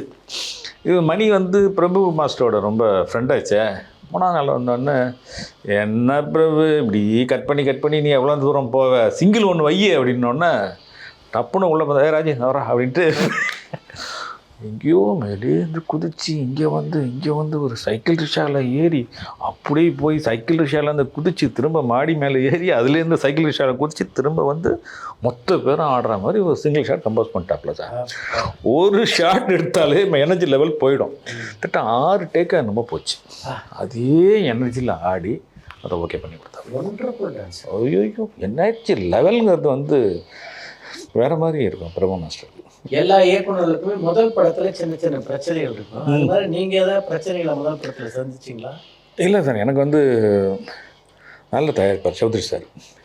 ஏதாவது வந்து நட்பு வட்டத்து கூட சேர்ந்துக்கிட்டு நான் ஏதாவது போயிட்டுருப்பேன் வந்துட்டுருப்பேன் அப்படின்னு சொல்லிட்டு போய் ஏதாவது கம்ப்ளைண்ட்ஸ்லாம் கூட போவாங்க. அப்போ அவர் கேட்பார், காலைல எத்தனை மணிக்கு நான் ஷார்ட் வைக்கிறான்? காலைல ஒரு 6-7 மணிக்கெலாம் ஷார்ட் வச்சிடறான். சாயந்தரம் சார் 5 மணிக்கே முடிச்சிடறான் சார் ஷெட்யூலில். ஈவினிங் 5 மணிக்கு. அதுக்கப்புறம் அவனுங்க ஏதோ பார்ட்டி வைக்கிறாங்க, ஏன்டா அதை பற்றி நம்ம கண்டுக்கணும், அதை விட்டுடா அப்படின்னு. அந்த மாதிரி ஒரு ஓப்பனாக பேசக்கூடிய ஒரு தயாரிப்பாளர். ஸோ நானும் வந்து அந்த டீமை ரொம்ப அழகாக எனக்கு செட் ஆகி போச்சு. எனக்கு எந்த பிரச்சனையுமே இல்லாமல் அந்த ப்ரொடியூசர் என்னை பார்த்துக்கிட்டாரு. எது கேட்டாலும் கொடுக்கக்கூடிய ஒரு தயாரிப்பாளர் தான் இருந்தார். ஸோ அதனால் எனக்கு எந்த பிரச்சனையும் இல்லை சார் அந்த படத்தில். நான் கரெக்டாக என்ன நினச்சனோ, எந்த லொக்கேஷன் கேட்டனோ, ஒரு செட்டு கேட்டேன், செட்டு போட்டு கொடுத்தாரு. கர்நாடகாவில் தான் வந்து சாங் பண்ணணும், லொக்கேஷன் கேட்டேன், அதுக்கும் என்ன அனுப்பிச்சி விட்டார். எது கேட்டேன், கம்ஃபர்டான எனக்கு கேமராமேன் அது செல்வா, இப்போ இந்த படத்துக்கு அவர் தான் பண்ணிட்டுருக்காரு. ரொம்ப ஒரு கம்ஃபர்டான ஒரு ஆர்ட் டைரக்டர் பிரபாகர். டீமும் எனக்கு ரொம்ப அழகாக செட் ஆயிடுச்சு. ஸோ அதனால் எனக்கு எந்த பிரச்சனையும் இல்லை சார் அந்த படத்தில். ஆஸ்கார் ரவிச்சந்திரனுடைய படத்தை இயக்கக்கூடிய வாய்ப்பு எப்படி வந்தது? எனக்கு வந்து அந்த இப்போ வந்து இந்த ஸ்டில் சிவான்னு ஒருத்தர் ஒர்க் பண்ணியிருந்தார் என் படத்தில். அவர் வந்து விக்ரமன் சார் கூட அந்த ஃபஸ்ட்டு படம் வந்து ஆஸ்கார் ரவி சாருக்கு விக்ரமன் சார் தான் பண்ணார். அவர் கூட ஒர்க் பண்ணியிருந்தார். அப்போ அவர் தான் வந்து கூப்பிட்டார். அந்த படம் முடிஞ்சுட்டு வச்சு இப்போ எதிர்த்து ஆஃபீஸ் தான். நான் வந்து ரோஜா கமெண்ட்ஸில் பண்ணிகிட்டு இருந்தேன். சரவணபவன் ஆப்போசிட்டில் ரோஜா கமெண்ட்ஸ், அந்த பக்கம் ஆஸ்கார் ரவி சார் ஆஃபீஸு. இந்த மாதிரி சார் ரவி சார் அங்கே இருக்காரு, உங்களை பார்க்கணுன்னு நான் சொன்னேன். இந்த மாதிரி எல் சார் அங்கே போய் எல் சார் பார்க்கணும்னு சொல்லிட்டாப்புல. இங்கே வந்து ரவி சார் கூப்பிட்றாங்கன்னு சொல்லிட்டாப்புல. சரின்னு போனால் ரவி சார் உட்காந்தார். அவர் பார்த்தா ரொம்ப ரொம்ப ஆச்சரியமாக இருக்கும் சார். போவேன், இங்கே பார்த்தா சைன் ஒரு ஸ்கூட்டரில் வந்து இறங்குவார். சார் அப்படின்னா, இல்லை சார் என்ன சார் ஸ்கூட்டரில் நீங்கள் நம்ம யாரும் தெரியக்கூடாது சார். பாண்டி பஜாரில் இறங்கி ஃப்ரூட்ஸ் எல்லாம் வாங்கி சாப்பிட்டு அப்படியே போய்ட்டு அப்படியே மறைஞ்சிடுவார் சார் கூட்டத்துக்குள்ளே. இது வரைக்கும் அவர் ஃபோட்டோ யாரும் பார்த்ததும் கிடையாது. அப்படி ஒரு எளிமையான ஒரு மனிதர் தான். அப்புறம் போனோடனே சொல்லிட்டார், சார் நீங்கள் ஒரு படம் பண்ணுங்கள், எனக்கு நல்லபடியாக பண்ணுங்க அப்படின்னு. சரி ஓகே அப்படின்னா அப்புறம் நான் அதுக்காக கதை ரெடி பண்ணேன். கதை பிடிச்சி போய் எனக்கு அஜித் சார் கிடைப்பார். இந்த படத்துக்கும் பெண்ணின் மனிதத்துக்குமே விஜய் சார் இல்லைன்னா அஜித் சார் பண்ணியிருக்க வேண்டியது. அஜித் பார்த்து கதை சொன்னேன். பார்த்து கதை சொன்னோன்னா அவர் எல்லாம் ஓகேன்ட்டார். அஜித் சார் ஓகேன்ட்டார். அவர் ஒரு 5 லட்ச ரூபா, அவர் 35 ரூபா கேட்குறாரு, காஜாபாய் 30 ரூபா தான் கொடுப்பான்றார். ஒரு 5 லட்ச ரூபா டிஃப்ரென்ஸில் அந்த ப்ராஜெக்டை மிஸ் ஆகி போச்சு. அப்புறம் அந்த படத்துக்கு ரவி சார் சொன்னோன்னே போய் பார்த்தேன். அதுக்குள்ளே வந்து வாலி வந்ததுனால பெரிய சம்பளம், நல்ல சம்பளம். பட் உடனே எனக்கு கமிட் பண்ணி கொடுத்தாரு எனக்கு. ஸோ அப்படி தான் அவர் தான் கமிட் பண்ணி கொடுத்தாரு. அது பெரிய ப்ராஜெக்ட்டு, 2 வீடு வந்து பெருசாக போடணும் அப்படின்னு சொன்னேன். எல்லாத்துக்கும் பண்ணி கொடுத்தாரு ரவி சார். ஒரு பெரிய ப்ரொடியூசர். அந்த அவர் கம்பெனியில் ஆரம்பித்த பெரிய ப்ராஜெக்டில் அது ஒரு பெரிய ப்ராஜெக்ட். பெரிய செட்டு எல்லாமே போட்டு ரொம்ப அழகாக வித்யாசாகர் மியூசிக்கு. ஒரு அற்புதமான ப்ராஜெக்ட்ஸ். எனக்கு ரொம்ப பிடிச்ச படம் எனக்கு போகலாம் நவாஸ். அந்த படத்தில் அஜித் மட்டும் இல்லாமல் சிவகுமார், நாகேஷ்னு மிகப்பெரிய நட்சத்திர பட்டாளமே இருந்தது. அவங்களோட பணியாற்றியது எப்படி இருந்தது? இது வந்து இப்போ இந்த கருப்பழனியப்பன், இப்போ அப்புறம் வந்து அசந்தோஷ், தமிழ்வாணன், நல்ல அசிஸ்டன்ட் டைரக்டர்ஸ் டீம் வந்து எனக்கு ஒரு நல்ல டீம். எல்லாமே அந்த படத்தில் இருந்தாரா? சுசி அதில் இல்லை. சுசீந்திரன் வந்து தீபாவளியில் தான் ஒர்க் பண்ணாப்புல. அதனால் நல்ல டீம் என்கிட்ட இருந்துச்சு. பிரசன்னகுமார் டைலாக்கு எல்லாருமே பார்த்துக்கிட்டாங்க. பட் அந்த பெரிய வந்து சீனியர் ஆர்டிஸ்ட்டு வந்து சிவகுமார் சார், அந்த மாதிரி ஷாயிஷ், இவங்களெல்லாம் வச்சு பண்ணுறது ரொம்ப ஈஸி சார். அவங்க வந்தோடனே அவங்க அசோசியேட்டு அப்புறம் ரைட்டர்ஸ்ட்டை கூப்பிட்டு இன்றைக்கி என்ன எடுக்க போகிறாங்கிறத சீனை பார்ப்பாங்க. பார்த்தோன்னா அவங்க போர்ஷன் எப்போ வரணுங்கிறது அவங்களுக்கு கரெக்டாக தெரியுது. போய் உட்காந்துட்றாங்க சார். நான் 9 மணிக்கு ஆரம்பித்தா 10:30 மணிக்கு உள்ளேன்றாங்க. கரெக்டாக 10:45 அந்த சீன் முடியும். அந்த சீனில் அவங்க போர்ஷன் வரும் சார், உள்ளேன்றாவாங்க சார். எப்படி சார் அப்படின்னு கேட்பேன். தெரியும்டா எனக்கு. 9 மணிக்கு நீ வான்னு சொன்னாலும் நான் தான் டைலாக் பேப்பர் பார்த்தேனடா, ஓப்பனிங்லேருந்து தானே நீ போவ, எனக்கு 10:45 தானே வரும், எதுக்கு நான் இங்கே வந்து வெட்டியாக உட்காரணும் அப்படின்பாங்க. ஸோ அந்தளவுக்கு கோஆப்ரேட் அவங்க பண்ணாங்க என் கூட. நம்ம வந்து அவங்க கூட கோஆப்ரேட் பண்ணாங்கிறத விட ஸோ நம்மளை புரிஞ்சுக்கிட்டு அவங்க பண்ணுறாங்க சார். அதெல்லாம் பெரிய விஷயம். அந்த மாதிரி பெஸ்ட் ஆர்டிஸ்ட் நாகேஷோட பணியாற்றி. ஆமாம் சார். ரொம்ப எனக்கு வந்து என்னென்னா, நான் ரொம்ப தீவிரமான நாகேஷோட ஃபேன். யார் அப்படி ஒரு ஃபேன் எனக்கு. அவரோட காமெடியிலேருந்து டான்ஸ்லேருந்து, ஐயோ அந்த இதில் மணங்குத்தி பறவைகளில் வந்து அந்த பாட்டு கூட, அந்த பாட்டு வச்சுருப்பேன். இந்த கருவிந்த நாள் வந்து ஜெரிக்கட்டும், அந்த பாட்டு கூட அந்த இவங்க 2 பேரும் டான்ஸ் ஆடுவாங்க. காதலிக்க நேரம் அந்த பாட்டுலேருந்து எல்லாமே எனக்கு ரொம்ப பிடிக்கும். அங்கேயும் ஸ்பாட்டில் வந்து ஏதாவது காமெடி பண்ணிகிட்டே இருப்பார் சார். ஏதாவது காமெடி. ராஜ் மாஸ்டர் கூப்பிட்டு காமெடி பண்ணிகிட்டு இருப்பார். ராஜ் மாஸ்டர் அப்பா தான் அவருக்கு டான்ஸ் மாஸ்டர், சுந்தர மாஸ்டர் தான். அதனால் ராஜ் மாஸ்டர் எது சொன்னாலும் அந்த ஏதாவது ஒன்று திட்டினா கூட எதுவும் பேச மாட்டார். அப்படியே கை கட்டி நிற்பார். அவரை வச்சு மாண்டேஜ் சாங் எடுக்கிறப்ப அதில் வந்து பார்த்திங்கன்னா மியாவுன்னு ஒரு பூனை சத்துட சவுண்டு வரும். இது உடனே எங்கே சிங் பண்ணுறதுன்னு தெரில, அவர் சிங் பண்ணிட்டார் சார். பூனை இல்லை, நாங்கள் வேறு ஏதோ ஷார்ட் எடுத்துருக்கோம் மியாவ் அப்படின்னாரு. நாங்கள்லாம் உளுந்து சிரிச்சு அது எதுக்கு வித்யா கொடுத்தாருன்னு எங்களுக்கு தெரியல. பட் அந்த சவுண்டுக்கு வந்து அழகாக அவங்க வீட்டில் என்னென்ன திருமண மலர்களின் சாங்கில் பார்த்தீங்கன்னா ஜோதிகா பக்கத்தில் நின்றுட்டு அந்த மியா சவுண்டுக்கு வந்து அவர் சிங் பண்ணியிருப்பார். ரொம்ப ஆச்சரியமாக இருந்துச்சு எனக்கு. இதை நோட் பண்ணி ஒரு ஆள் சிங் பண்ணுறாருடா அப்படின்னு சொல்லிட்டு மாஸ்டரும் சொல்லலை, நாங்களும் சொல்லலை, அவர் அதை சிங் பண்ணியிருக்காரு சார். அது ரொம்ப ஆச்சரியமாக இருந்துச்சு அவர் கூட ஒர்க் பண்ணுறது. அஜித் எப்படி ஒர்க் பண்ணார்? ரொம்ப டீசெண்டான ஒரு பர்சன்னா அஜித் சார் தான். ரொம்ப வந்து ஒரு எளிமையான ஒரு மனிதர். பந்தாலாம் இருக்காது. அவர் வர்றதும் உருவமாகவும் பார்க்கும்போது அப்படி இருக்கும். பட் ஆனால் ரொம்ப ஒரு எளிமையாக இருப்பார். நம்ம என்ன சொல்கிறோம், ஏது வேணும் அது மாத்திரம் தான் கேட்பார். மற்றபடி அங்கே நடக்கிற அரசியல், பாலிட்டிக்ஸ், இது அது லோக்கல் நியூஸுக்கு எதுலையுமே தலையிட மாட்டாங்க. வந்த லைட் மேன்லேருந்து அத்தனை பேருக்கு கை கொடுப்பார். கை கொடுத்துட்டு வருவார். அவங்களோட ப்ரொஃபஷனை அழகாக பார்ப்பார். ஒரு வேலையை பார்ப்பார். ஒரு இங்கிலீஷ்காரன் மாதிரி இருப்பார் பார்க்கறதுக்கு. அந்த மாதிரி தான் இருப்பார். ஒரு நல்ல மனிதர் சார். ரொம்ப அற்புதமான மனிதர். அந்த படம் உருவான காலகட்டத்தில் அஜித் வந்து ஒரு ஆக்ஷன் ஹீரோவாக மிகப்பெரிய வளர்ச்சி பெற்றிருந்தார். இந்த டைமில் வந்து இந்த கதை அஜித்துக்கு சூட் ஆகுமா, மாற்றலாமா அப்படின்னு ரவிச்சந்திரன் உங்களை கேட்ட போது இல்லை நிச்சயமாக இந்த கதை சூட் ஆகும், எப்படி உங்களுக்கு ஒரு கான்ஃபிடன்ஸ் வந்தது? ஸ்கிரிப்ட் மேலே எனக்கு ஒரு நல்ல கான்ஃபிடென்ட் இருந்தது சார். ஸ்கிரிப்ட் மேலே வந்து ஒரு பர்ஃபெக்டான கான்ஃபிடென்ட் இருந்தது. ரெண்டாவது வந்து ஸ்கிரிப்டு தான் நிற்கும். நீங்கள் என்ன தான் வந்து ஆக்ஷன் மூவி அந்த மூவின்னு போயிட்டே இருந்தால் கூட ஸ்கிரிப்ட் வேலிடாக இருந்துச்சுன்னா உங்களுக்கு எல்லாம் ஓடிட்டோன்னு எனக்கு கான்ஃபிடென்ட் இருந்துச்சு. ஸோ அதுதான் நடந்தது. ஸோ அதில் ரவி சார் ஹாப்பி ஆகிட்டார். நீங்கள் அடுத்து அஜித்தோட இணைந்து இன்னொரு படம் பண்ணீங்கன்னா அதுக்கு முக்கியமான காரணம் இந்த படத்தோட வெற்றி தான். இந்த படத்தோட வெற்றி தான். ராஜா படம் பண்ணுறதும் இந்த படத்தோட வெற்றி தான் அதுக்கு மிக முக்கியமான காரணம். ஆக்சுவலாக வந்து நிக்காஸ் சக்கரவர்த்தி சார் தான் கேட்டார் கதை. அஜித் சார்கிட்ட வேற ஒரு கதை சொன்ன ஆக்ஷன் கதை, அது இது வேணாம் எனக்கு வேறு ஏதாவது பண்ணுங்கன்னாரு. அதுக்குள்ளே இந்த கதையை வந்து நான் சரி இவர் வேணான்ட்டாரே அப்படின்னு சொல்லிட்டு வேறு இந்த கதையை எடுத்துகிட்டு வேற எங்கேயோ போயிட்டு இருந்தேன். நிக்காஸ் சார் நீ எங்கே அதை தூக்கிட்டு போகிற இங்கே வா கூப்பிட்டு போயிட்டு இந்த கதை நல்லா இருக்குது இதை போய் சொல்லு சாப்பிட்டேன் அப்படின்னாரு. அப்புறம் இதை போய் சொன்னேன் இது நல்லா இருக்கு அதை ஏன் என்கிட்ட சொல்லலை அப்படின்னாப்புல. இல்லை கொஞ்சம் ரொம்ப லவ் ஸ்டோரியாக இருந்துச்சு, நான் ஏற்கனவே ஒரு லவ் ஸ்டோரி தான் உங்களுக்கு பண்ணியிருக்கேன், ஒரு ஆக்ஷன் பண்ணலாமேன்னு தான் உங்களுக்கு அதை சொன்னேன். இல்லை இதை பண்ணு அப்படின்னாரு.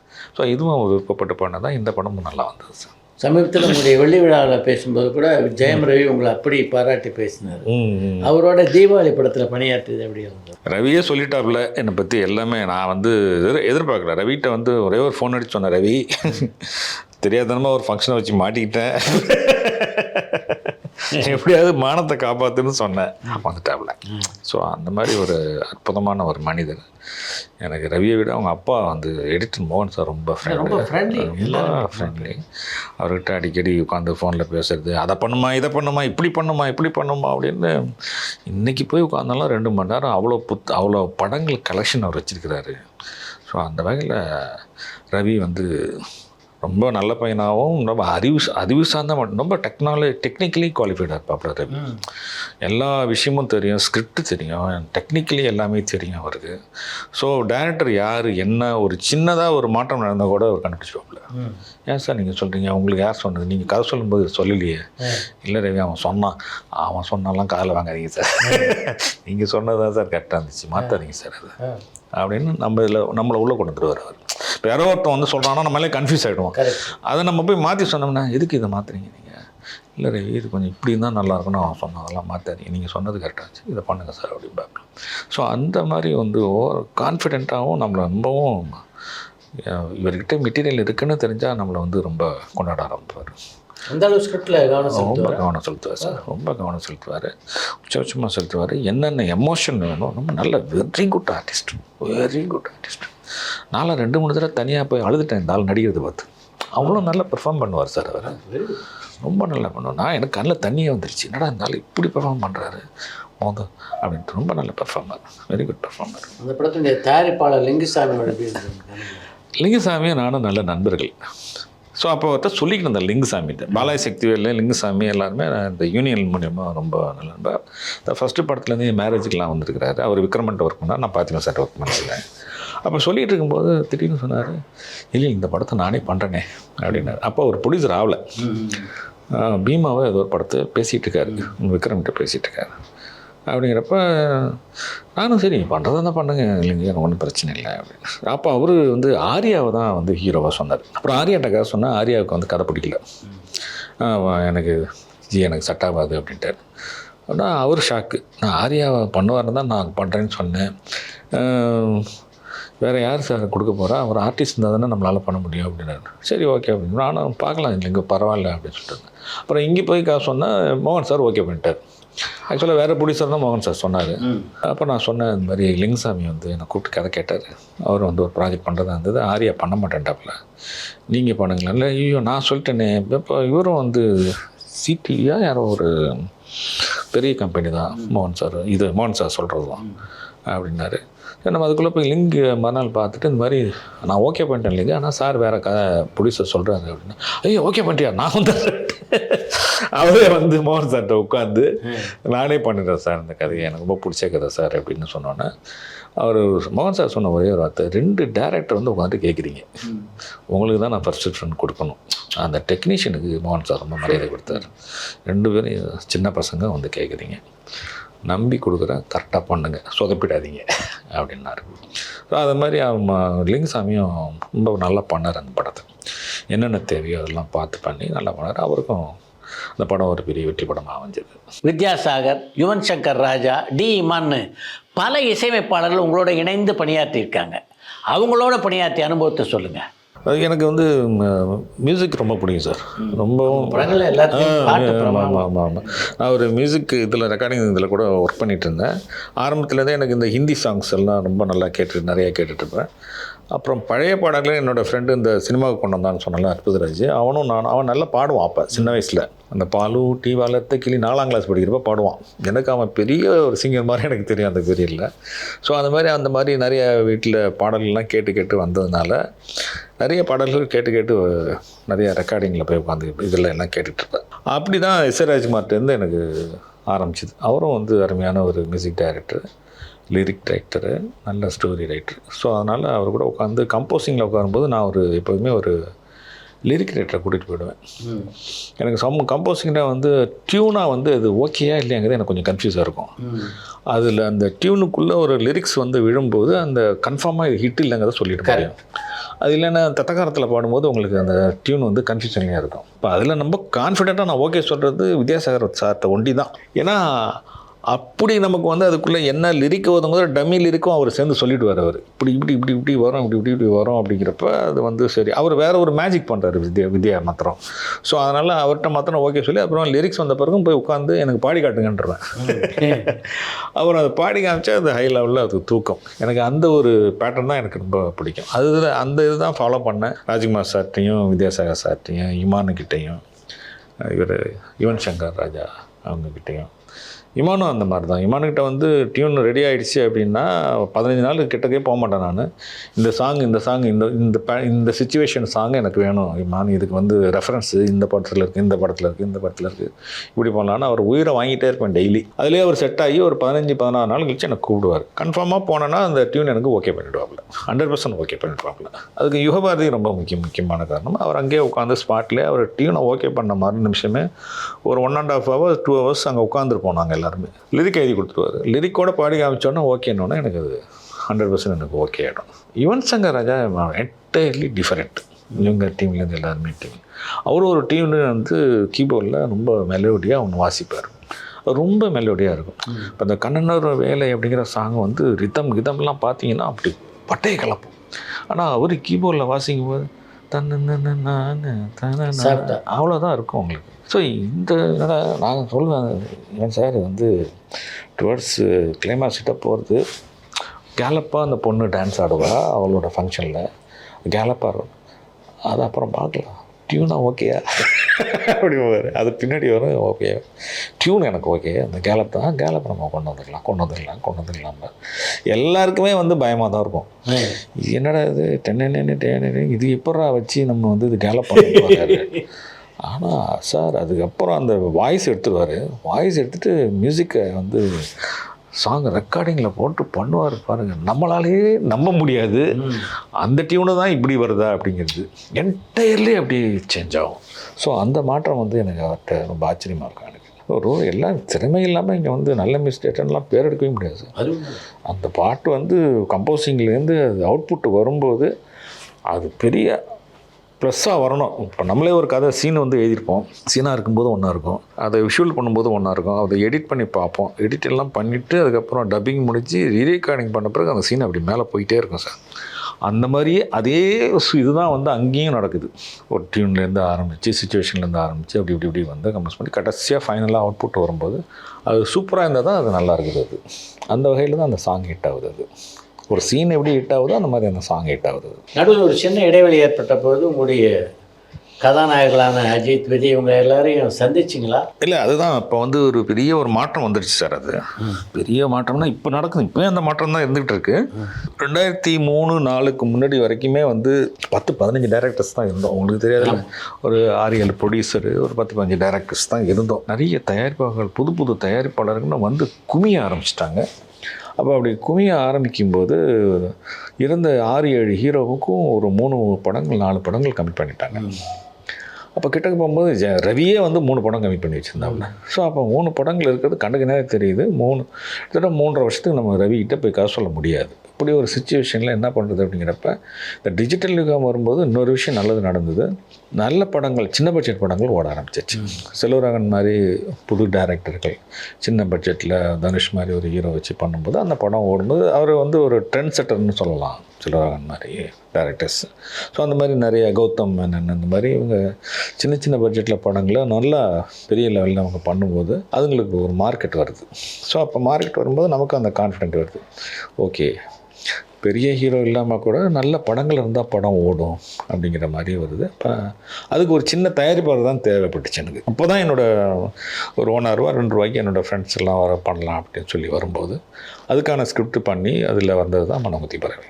மனங்குத்தி பறவை படத்தில் கதாநாயகனாக நடிக்க சிவகார்த்திகேயனை எப்படி தேர்வு பண்ணீங்க? பெருசாக வந்து எனக்கு வந்து இவர் தான் பண்ணோம் அவர் தான் பண்ணோங்கிற எனக்கு ஐடியா இல்லை. பட் ஆனால் ஒரு சின்னதாக ஒரு ஹியூமர் டென்ட் இருக்கிற ஒரு ஹீரோவாக இருந்தால் எனக்கு பெட்டராக இருக்கும் அப்படின்னு சொல்லி தான் பண்ணேன். அப்படி பண்ணிகிட்டு இருக்கும்போது முதல்ல வச்சிருந்த ஹீரோலாம் வேறு வேறு ஹீரோ, அப்போ வேறு ப்ரொடியூசர் இருந்தாங்க. அப்புறம் கடைசியாக இந்த ரஞ்சி மேனனும் அம்பேத்குமாரும் வரும்போது தான் வந்து யாரோ வச்சு பண்ணலாங்கிறப்ப அந்த விஜய் டிவியோட வந்து பெஸ்ட்டில் வந்து சிவகார்த்திகேயனோட இது வந்தது. அப்போ எனக்கு 2 விஷயம் வந்துச்சு. ஒன்று, ஹீரோவாகவும் நல்லா இருக்காப்புல, ஹியூமரும் இருக்குது அவர்கிட்ட. ஸோ 2 மிக்ஸ் ஆகி வரும்போது கேரக்டர் நல்லாயிருக்கும் அப்படின்னு சொல்லி அவரை செலக்ட் பண்ணேன். அப்படி தான் சிவா வந்து மாட்டினார். அங்கேருந்து அந்த ட்ரெண்டே எனக்கு ஒட்டிச்சு. அது ஒரு காமெடியாக ஹியூமராக ஒரு லவ் ஸ்டோரி பண்ணும்போது அது மக்கள்கிட்ட ரொம்ப ஈஸியாக போய் ரீச் ஆச்சு. ஒன்று வந்து பெரிய படங்கள், பெரிய ஹீரோ படங்கள்லாம் நல்லா போகுது. அதுக்கப்புறம் வந்து நல்ல குவாலிட்டியான படங்கள் போகுது. காமெடி படங்கள் வந்து அவங்க வந்து மக்கள் கொஞ்சம் ரசித்து பார்க்குறாங்க அப்படிங்கிற மாதிரி ஒன்று இருந்தது. ஸோ அந்த வகையில் ஒரு ஹிட் ஃபார்முலாவில் அது பொருந்தி வந்ததுனால ஸோ அதையே கொஞ்சம் ஃபாலோ பண்ண ஆரம்பித்தேன் சார். நீங்கள் எதிர்பார்த்த கதாநாயகனாக சிவகார்த்திகேயன் இந்த படத்தில் இருந்தாரா? ஆமாம், ரொம்ப நல்லா பண்ணார். நான் வந்து எதிர்பார்த்ததை விடவும் அதிகமாக பண்ணார். டான்ஸ் மூமெண்ட்லேருந்து பெர்ஃபார்மன்ஸ் வந்து ரொம்ப அலட்சியமாக பண்ணுவார். அது வந்து ஒரு கதை சீனை சொல்லி கொடுத்து இந்த சீனுக்கு இந்த எமோஷன் கூட அந்த இது அதெல்லாம் தேவையில்லை. அவருக்கு நிறைய ஸ்டேஜ் ப்ரோக்ராம் பண்ணதுனால என்ன வேணும் பாரு இது வேணும்னு ரொம்ப கேஷுவலாக பண்ணிட்டு போயிடுவார். சரிங்க. அப்போ பெரிய படங்கள்லாம் நடிக்கலை இல்லை ஆரம்ப கட்டம்? ஆமாம், ஆக்சுவலாக வந்து அந்த மெரினா படம் கூட ஒரு 50% தான் போயிருக்கோம். அது நடித்தது எனக்கு தெரியாது. இதுதான் ஃபஸ்ட் படம் நடிச்சு தான் நான் பண்ணது. முக்கால்வாசி பண்ணும்போது தான் இந்த மாதிரி மெரினா கூட முடிய போகுதுனாரு. எப்போயும் அதை பண்ணேன் அப்படின்னேன் சார். அது கொஞ்ச நாள் பண்ணி நின்று போச்சு சார் ஃபைனான்ஸில். இப்போ அதுவும் நான் பண்ணிகிட்ருக்கேன் அப்படின்னு. சரி ஓகே அப்படின்னு. ஸோ அந்த மாதிரி வந்து ஒரு நல்ல ஆர்டிஸ்ட், ஒரு அருமையான அவர் பேசிக்கலாக வந்து காம்பேரிங்லாம் பண்ணிவிட்டு அந்த நிறைய சேனல்ஸ்லாம் அவர் பண்ணிகிட்டு இருக்கிறதுனால அதுக்கு முன்னாடி எனக்கு லிங்குசாமி வீட்டில் ஏதோ ஒரு பார்ட்டி ப்ரோக்ராம் வச்சாங்க. அதில் வந்து மிமிக்ரி பண்ணுறதுக்கு வந்திருந்தார். படங்கள்லாம் நடிக்கிறதுக்கு நான் சொல்கிறது மனங்குத்தி பறவைக்கு 2-3 வருஷத்துக்கு முன்னாடி. அப்போ என்கிட்ட ரொம்ப நேரம் என்ன தனியாக பேசிக்கிட்டலாம் இருந்தார் அவர். நான் வந்து கல்யாணம் பண்ணிட்டு பார்த்த படம் தீபாவளி தான் சார். தீபாவளி படம் தான் ஃபஸ்ட்டு படம் பார்த்தது அப்படின்னு சொல்லி பிட்டு போட்டுட்டு இருந்தார். ரொம்ப நேரம் பேசிக்கிட்டு இருந்தேன். அப்புறம் இதை செலக்ட் பண்ணும்போது அந்த பையன் தானே இவர் கொஞ்சம் அப்போ ரொம்ப சின்ன பிள்ளையா இருப்பார். ஆனால் இந்த மனங்குத்தி பறவை பண்ணும்போது மெச்சூர்டாக ஒரு ஹீரோவுக்கான விஷயமா வந்தார். சரி ஓகே அப்படின்னு பார்த்தா ரொம்ப கம்ஃபர்ட்டாக எனக்கு பண்ணி கொடுத்தாரு. அந்த படம் உங்களுக்கும் சரி சிவகார்த்திகேயனுக்கும் சரி நல்ல வெற்றி படம். ஆனாலும் தொடர்ந்து ஏன் இணைந்து அதுக்கப்புறம் படங்கள் பண்ணல? அது என்ன தெரியல. நான் ஒரு செக் கொடுத்தேன் சிவாவுக்கு, ஒரு ₹5 செக் கொடுத்தேன். செக்கை வாங்கிட்டு போனார், அவர் போடலை. அதுக்குள்ளே ஒரு 3-4 பேர் செக் கொடுத்துட்டேன் அதை பண்ணிட்டேன்னு போட்டு சிவாவை போட்டு ஃபோர்ஸ் பண்ண ஆரம்பித்தாங்க. ஃபோர்ஸ் பண்ண ஆரம்பிச்சோன்னா அவர் ஒரு சின்ன பிரச்சனையில் மாட்டிட்டு சுற்றிக்கிட்டு கிடந்தார். அது கீசுன்னு போட்டு ஒரு பிரச்சனை ஆகி போச்சாங்க. அப்படி இருக்கும்போது நான் அடுத்த படத்தை என்ன பண்ணுறது, சிவாட்ட செக் கொடுத்துட்டேன், போட்டுருவாரோங்கிற பயம் வேறு. என்ன பண்ணலான்னு சொல்லிட்டு 2-3 தடவை கேட்குறேன். அதுக்குள்ளே அந்த பிரச்சனையின் உச்சத்தில் இருக்கார், நெருங்க முடியல சிவாவை. என்ன பண்ணலான்னு நானும் ஒரு 2 மாதம் வெயிட் பண்ணேன். அதுக்குள்ளே டைம் இல்லை, அடுத்த ப்ராஜெக்ட் போக வேண்டிய சூழ்நிலை ஏற்பட்டுச்சு. அப்புறம் விமலில் வந்து வெங்கட் சாரை பார்த்தேன். இந்த மாதிரி சொல்லியிருந்தேன், பிடிக்க முடியலன்னா வாடா விமல் இருக்காரா, நான் விமலுக்கு நான் தான் டேட் பார்த்துட்ருக்கேன், நீ வந்து விமலை வச்சு பண்ணுறா அப்படின்னு சொல்லி சொன்னார். அப்புறம் விமலோட தேசிங்க ராஜா நான் போயிட்டேன். தேசிங்க ராஜா போகிறதுக்குள்ளே அவரும் வந்து வேறு படங்களுக்கு போயிட்டார், அவரும் பிஸி ஆகிட்டார். அதுக்கப்புறம் முடித்த உடனே விக்ரம் பிரபு வந்துட்டார். நான் அடுத்த படம் நான் பண்ணுறேன்னு சொல்லிட்டு சரி வந்தோடனே சரி விக்ரம் பிரபு வச்சு அடுத்தது பண்ணிடலாம் அப்படின்னு பண்ணிட்டு இருக்கும்போது விஷ்ணு வந்தார் அடுத்தது. ஸோ இப்படி ஒருத்தராக வரும்போது விஷ்ணு வச்சு முடித்தோடனே உதய் சார் பிடிச்சிட்டு போயிட்டார். ஸோ நாங்கள் போக முடியல. அடுத்து ஏதாவது ஒரு மூணு பிடிக்கணும்னு தான் வெயிட் பண்ணிகிட்ருக்கேன். விக்ரம் பிரபு கதாநாயகனாக நடிக்க நீங்கள் இயக்கிய வெள்ளைக்கார துரை உங்களுக்கு ஒரு புது அனுபவத்தை கொடுத்த படம் அப்படின்னு சொல்லலாமா? அந்த படம் வந்து ஆக்சுவலாக வந்து அந்த தயாரிப்பாளர் வந்து பெரிய டிஸ்ட்ரிபியூட்டரும் ப்ரொடியூசரும் தான். அவர் படம் பண்ணி முடிச்சுக்க அவர் வந்து டேட் ஃபிக்ஸ் பண்ணிட்டார். அன்பு செயின் வந்து டேட்டை ஃபிக்ஸ் பண்ணிவிட்டு இந்த டேட்டில் வந்து படம் ரிலீஸ் பண்ணணும் அப்படின்ட்டார். நான் எல்லாம் பண்ணிவிட்டு ஒரு தேட்டரில் வந்து படம் போட்டு பார்க்குறேன். எனக்கு சுத்தமாக படம் பிடிக்கவே இல்லை. உங்கள் படத்தையே நீங்கள் பார்த்து ஜட்ஜ் பண்ணிட்டீங்களா? ஆமாம் சார். எனக்கு வந்து படம் பிடிக்கலன்னா அதோட முதல்ல நல்லா இல்லைன்னு கேவலமாக இருக்குன்னு திட்டுறவன் நான் தான். ரைட்டர்ஸ்லாம் விட்டு செம்ம கிழிக்கிச்சிட்டேன். என்னடா அப்படின்னா நல்ல எடிட்டர் சார், கிஷோர்னு ஒரு எடிட்டர் இருந்தார். அப்போ அவர் தான் வந்து ரொம்ப அப்செட் ஆகி நான் உட்காந்துருக்கேன். ரைட்டர்ஸ்லாம் என்னன்னு தெரியல, சார் வந்து மொத்த படமும் நல்லா இல்லைன்றாருன்னு சொல்லிட்டு எல்லாம் அந்த பக்கம் ஓரமாக உட்காந்துருக்காங்க. அப்புறம் கிஷோர் மத்தனை கூப்பிட்டாரு. டென்ஷன் ஆகாதீங்கச்சு, உங்களுக்கு இந்த படத்தில் எதாவது பிடிக்கலன்னு சொல்லுங்கள், நான் தூக்கிடுறேன் அப்படின்னாரு. அப்படியே தூக்குறாரு. 1 ஹவருக்கு படத்தை தூக்கி ஓரமாக வச்சிட்டாரு. இதெல்லாம் இல்லை, நான் வந்து வேணான்னு சொன்னேன். ஃபர்ஸ்ட் ஹாஃபில் வந்து ஒரு 10 நிமிஷம், செகண்ட் ஹாஃபில் வந்து ஒரு 50 மினிட்ஸ் தேருது. அவ்வளோதான். அவ்வளோயும் தூக்கி வச்சிட்டாரு. மிச்சம் வந்து ஒரு 55 மினிட்ஸோ 1 ஹவருக்கோ ஒரு படம் இருக்குது அப்படின்னா இப்போ தூக்கி வச்சுட்டு இப்போ பாருங்க ஜி, இதெல்லாம் எடுத்துட்டேன்ல இப்போ உங்களுக்கு, இப்போ இதுக்கு ஒரு கதை பண்ணுங்க சார் அப்படின்னாரு. என்ன சொல்கிறீங்க அப்படின்னு, உங்களுக்கு பிடிக்கலன்னு சொல்லிட்டீங்க, இப்போ இதுக்குள்ளே ஒரு கதை இருக்குல்ல, இந்த கதைக்கு தகுந்த மாதிரி ஒன்று பண்ணுங்கள். 2 நாளில் என்ன பண்ணிட்டேன், ஒரு பெரிய ஆக்ஷன்லாம் போட்டு இது பண்ணி ஒரு கதையை சொல்லிட்டு போயிட்டு நான் அவர்கிட்ட சொல்கிறேன். ப்ரொடியூசர்கிட்ட கூட சொல்கிறேன், அந்த எடிட்டர்கிட்ட சொல்கிறேன், கிஷோர்கிட்ட சொல்கிறேன். நான் அவர் எப்படி பார்த்துட்டு உங்களுக்கே இவ்வளோ அர்ஜென்ட்டு, நீங்கள் உங்கள் பேட்டர்னே வந்து ஒரு கதை பண்ணுவீங்க, அந்த கதை எப்படி வரும் என்ன போகிறோன்னு ஒரு யாருமே ஜட்ஜ் பண்ண முடியாத அளவுக்கு ஒரு கதையாக இருக்கும், எங்கேயோ போய் ஒரு வித்தியாசமாக ஒன்று முடியும், இதுதானே உங்கள் பேட்டர்னு. திடீர்னு அதை விட்டுட்டு எம்ஜிஆர் ஸ்டைலில் நம்பியார் ஸ்டைலில் ஒரு ஆக்ஷனை போட்டு அதை போட்டு குழப்பி இது எதுக்கு இவ்வளோ பெரிய மசாலா பண்ணியிருக்கீங்க அப்படின்னா, அப்போ தான் எனக்கு வந்து என்ன தப்பு பண்ணுறோங்கிறது எனக்கு பயத்தில் நம்ம தப்பு பண்ணுறோம் சார். பயம்தான் சார் வந்து ஒரு டைரக்டருக்கு வந்து தப்பு பண்ண வைக்கிது. ஐயா இல்லை, எனக்கு வந்து பயந்துட்டேன் ஜி, இந்த மாதிரி என்ன பண்ணுறதுன்னு எனக்கு தெரியல, நிதானமாக யோசிங்க, உங்களால் முடியும், இதே பேட்டர்னில் வாங்க அப்படின்னு நிதானமாக யோசிங்கன்னு சொன்ன பிறகு 2 நாளில் அதையும் முடிச்சிட்டோம் சார். அது நிதானமாக தான் யோசிக்கிறோம், இந்த பேட்டர்ன் தான் பண்ணணும்னு சொல்லி நம்ம ரைட்டர்ஸ்கிட்ட சொல்லி அந்த நிதானமாக உட்காந்து யோசித்தோம்னா கரெக்டாக வந்து செட் ஆகும் சார். அது வந்து கிட்டத்தட்ட வந்து ஒரு 1 ஹவர் 10 மினிட்ஸுக்கு வந்து ரீஷூட் பண்ண வேண்டியிருந்துச்சு. பிளான் பண்ணுறோம், கிட்டத்தட்ட ஒரு 18 நாள் 19 நாள் வருது. இப்போ 2 கேமரா வச்சு பண்ணால் ஒரு 10 நாள் 12 நாளில் முடிக்கலாம் அப்படின்னு பிளான் பண்ணி 2 கேமரா வச்சு அடின்னு அடித்து கிளைமாக்ஸ் வரைக்கும் ஷூட் பண்ணி திருப்பி கொண்டு உள்ளே போட்டு அவர் சொன்ன டேட்டில் படத்தை ரிலீஸ் பண்ணுறது. அந்த படம் பெரிய வெற்றி. ஏன்னா அதுதான் படங்கிறதே எனக்கு தெரியாது அந்த தயாரிப்பாளருக்கு. சரி, பெரிய ப்ரொடியூசர் இருக்காரு, இவர் நிறைய படம் பண்ணியிருப்பாருன்னு நினச்சிட்டு போனேன். அது நல்லா இல்லைங்கிறப்ப தான் சொன்னாங்க, அவர் தான் படம் பண்ணுறாரு, படமே அவுட்டுன்னா அப்படின்னா அதுக்காக தான் வந்து ரீஷூட்லாம் பண்ணி சேர்த்து அந்த படம் ஒரு பெரிய வெற்றி கொடுத்துச்சு. அந்த படம் எனக்கு வேலன் வந்துட்டா வெள்ளைக்காரன் படத்தில் அந்த புஷ்பா கதாபாத்திரம் எப்படி உருவாச்சு? அது ஆக்சுவலாக அந்த கதையை முடிச்சிட்டோம் சார். நாங்கள் கதையை வந்து மகாபலிபுரம், ஊட்டியில் 2 நாள் 2 தடவை ஊட்டிக்கு நிறைய ஸ்கிரிப்ட் ஒர்க் பண்ணுவேன். வெளியில் யாருக்கும் தெரியாது நான் பண்ணிட்டு இருக்க வேலை. ஏதோ நாங்கள் போகிறோம் ஷூட்டிங் போயிடுறோம்னு நினச்சிட்டு இருப்பாங்க. ரைட்டர்ஸ்லாம் அழுதுருவாங்க சார். ரைட்டர்ஸ்லாம் அழுதுருவாங்க, மாற்றி இதை எழுதி முடிச்சிட்டோன்னு சொல்லிவிட்டு நிம்மதியாகவே இருக்க முடியாது. அது மாறிக்கிட்டே இருக்கும். காமெடியும் அந்த ஸ்கிரிப்டும் மாத்திரம் வந்து என்ன டைலாக் போட்டாலும் என்ன பார்த்தாலும் இப்படி வந்து சிரிச்சுட்டு போவதுன்னா அங்கே ஒருத்தன் வரான், ஒரு கேரக்டர் புதுசாக வரான், அது வரான் இது வரான்னு சொல்லி மாறி நமக்கு வந்து நிறையா சேஞ்சஸ் வரும். ஸோ அப்படி சேஞ்சஸ்லாம் பண்ணி முடித்து அப்பா ஷூட்டிங் போகலான்னு சொல்லி வந்து நிற்கும்போது அரவிந்தன் சொல்லிட்டு நம்ம ரைட்டர் வந்து, ஆனால் எங்கள் ட்ராமாவில் ஒரு சீன் ஒன்று இருக்குண்ணே அப்படின்னு சொல்லுங்கள். அப்போ நம்ம தான் கதையை முடிச்சிட்டேன், அண்ணா என்ன சொன்னால் நமக்கு என்ன அப்படின்னு சொல்லிட்டு ட்ராமாவில் ஒரு சீன் இருக்குன்னு சொல்லிட்டு 2 நிமிஷத்துக்கு அன்றைக்கி காலையில் 6 மணி இருக்குங்கிற காமெடி சொல்கிறார் சார். நான் உளுந்து சிரிக்கிறேன். ஏன்னா நிப்பாட்டிட்டீங்க 2 அவ்வளோதான் வைக்க முடியும்ல, 2 நிமிஷம் தான் வைக்க முடியும், அதுக்கு மேலே வைக்க முடியும். அவ்வளோதான் வேணாம், அவ்வளோக்கு மேலே வைக்க முடியாது, ஆனால் வைக்க முடியாது. ஏன்னா ட்ராமாவில் இன்டர்கேட் பண்ண முடியாது. இது அப்படியே போய் 2 நிமிஷத்தை சொன்னோம்னா, சபையில் சொன்னோம்னா வேணான்னு சொல்லிடுவானுங்க. ஆனால் இது வந்து நல்ல ஒரு மெட்டீரியல் இருக்கிற ஒரு காமெடின்னு எனக்கு தெரிஞ்சு போச்சு.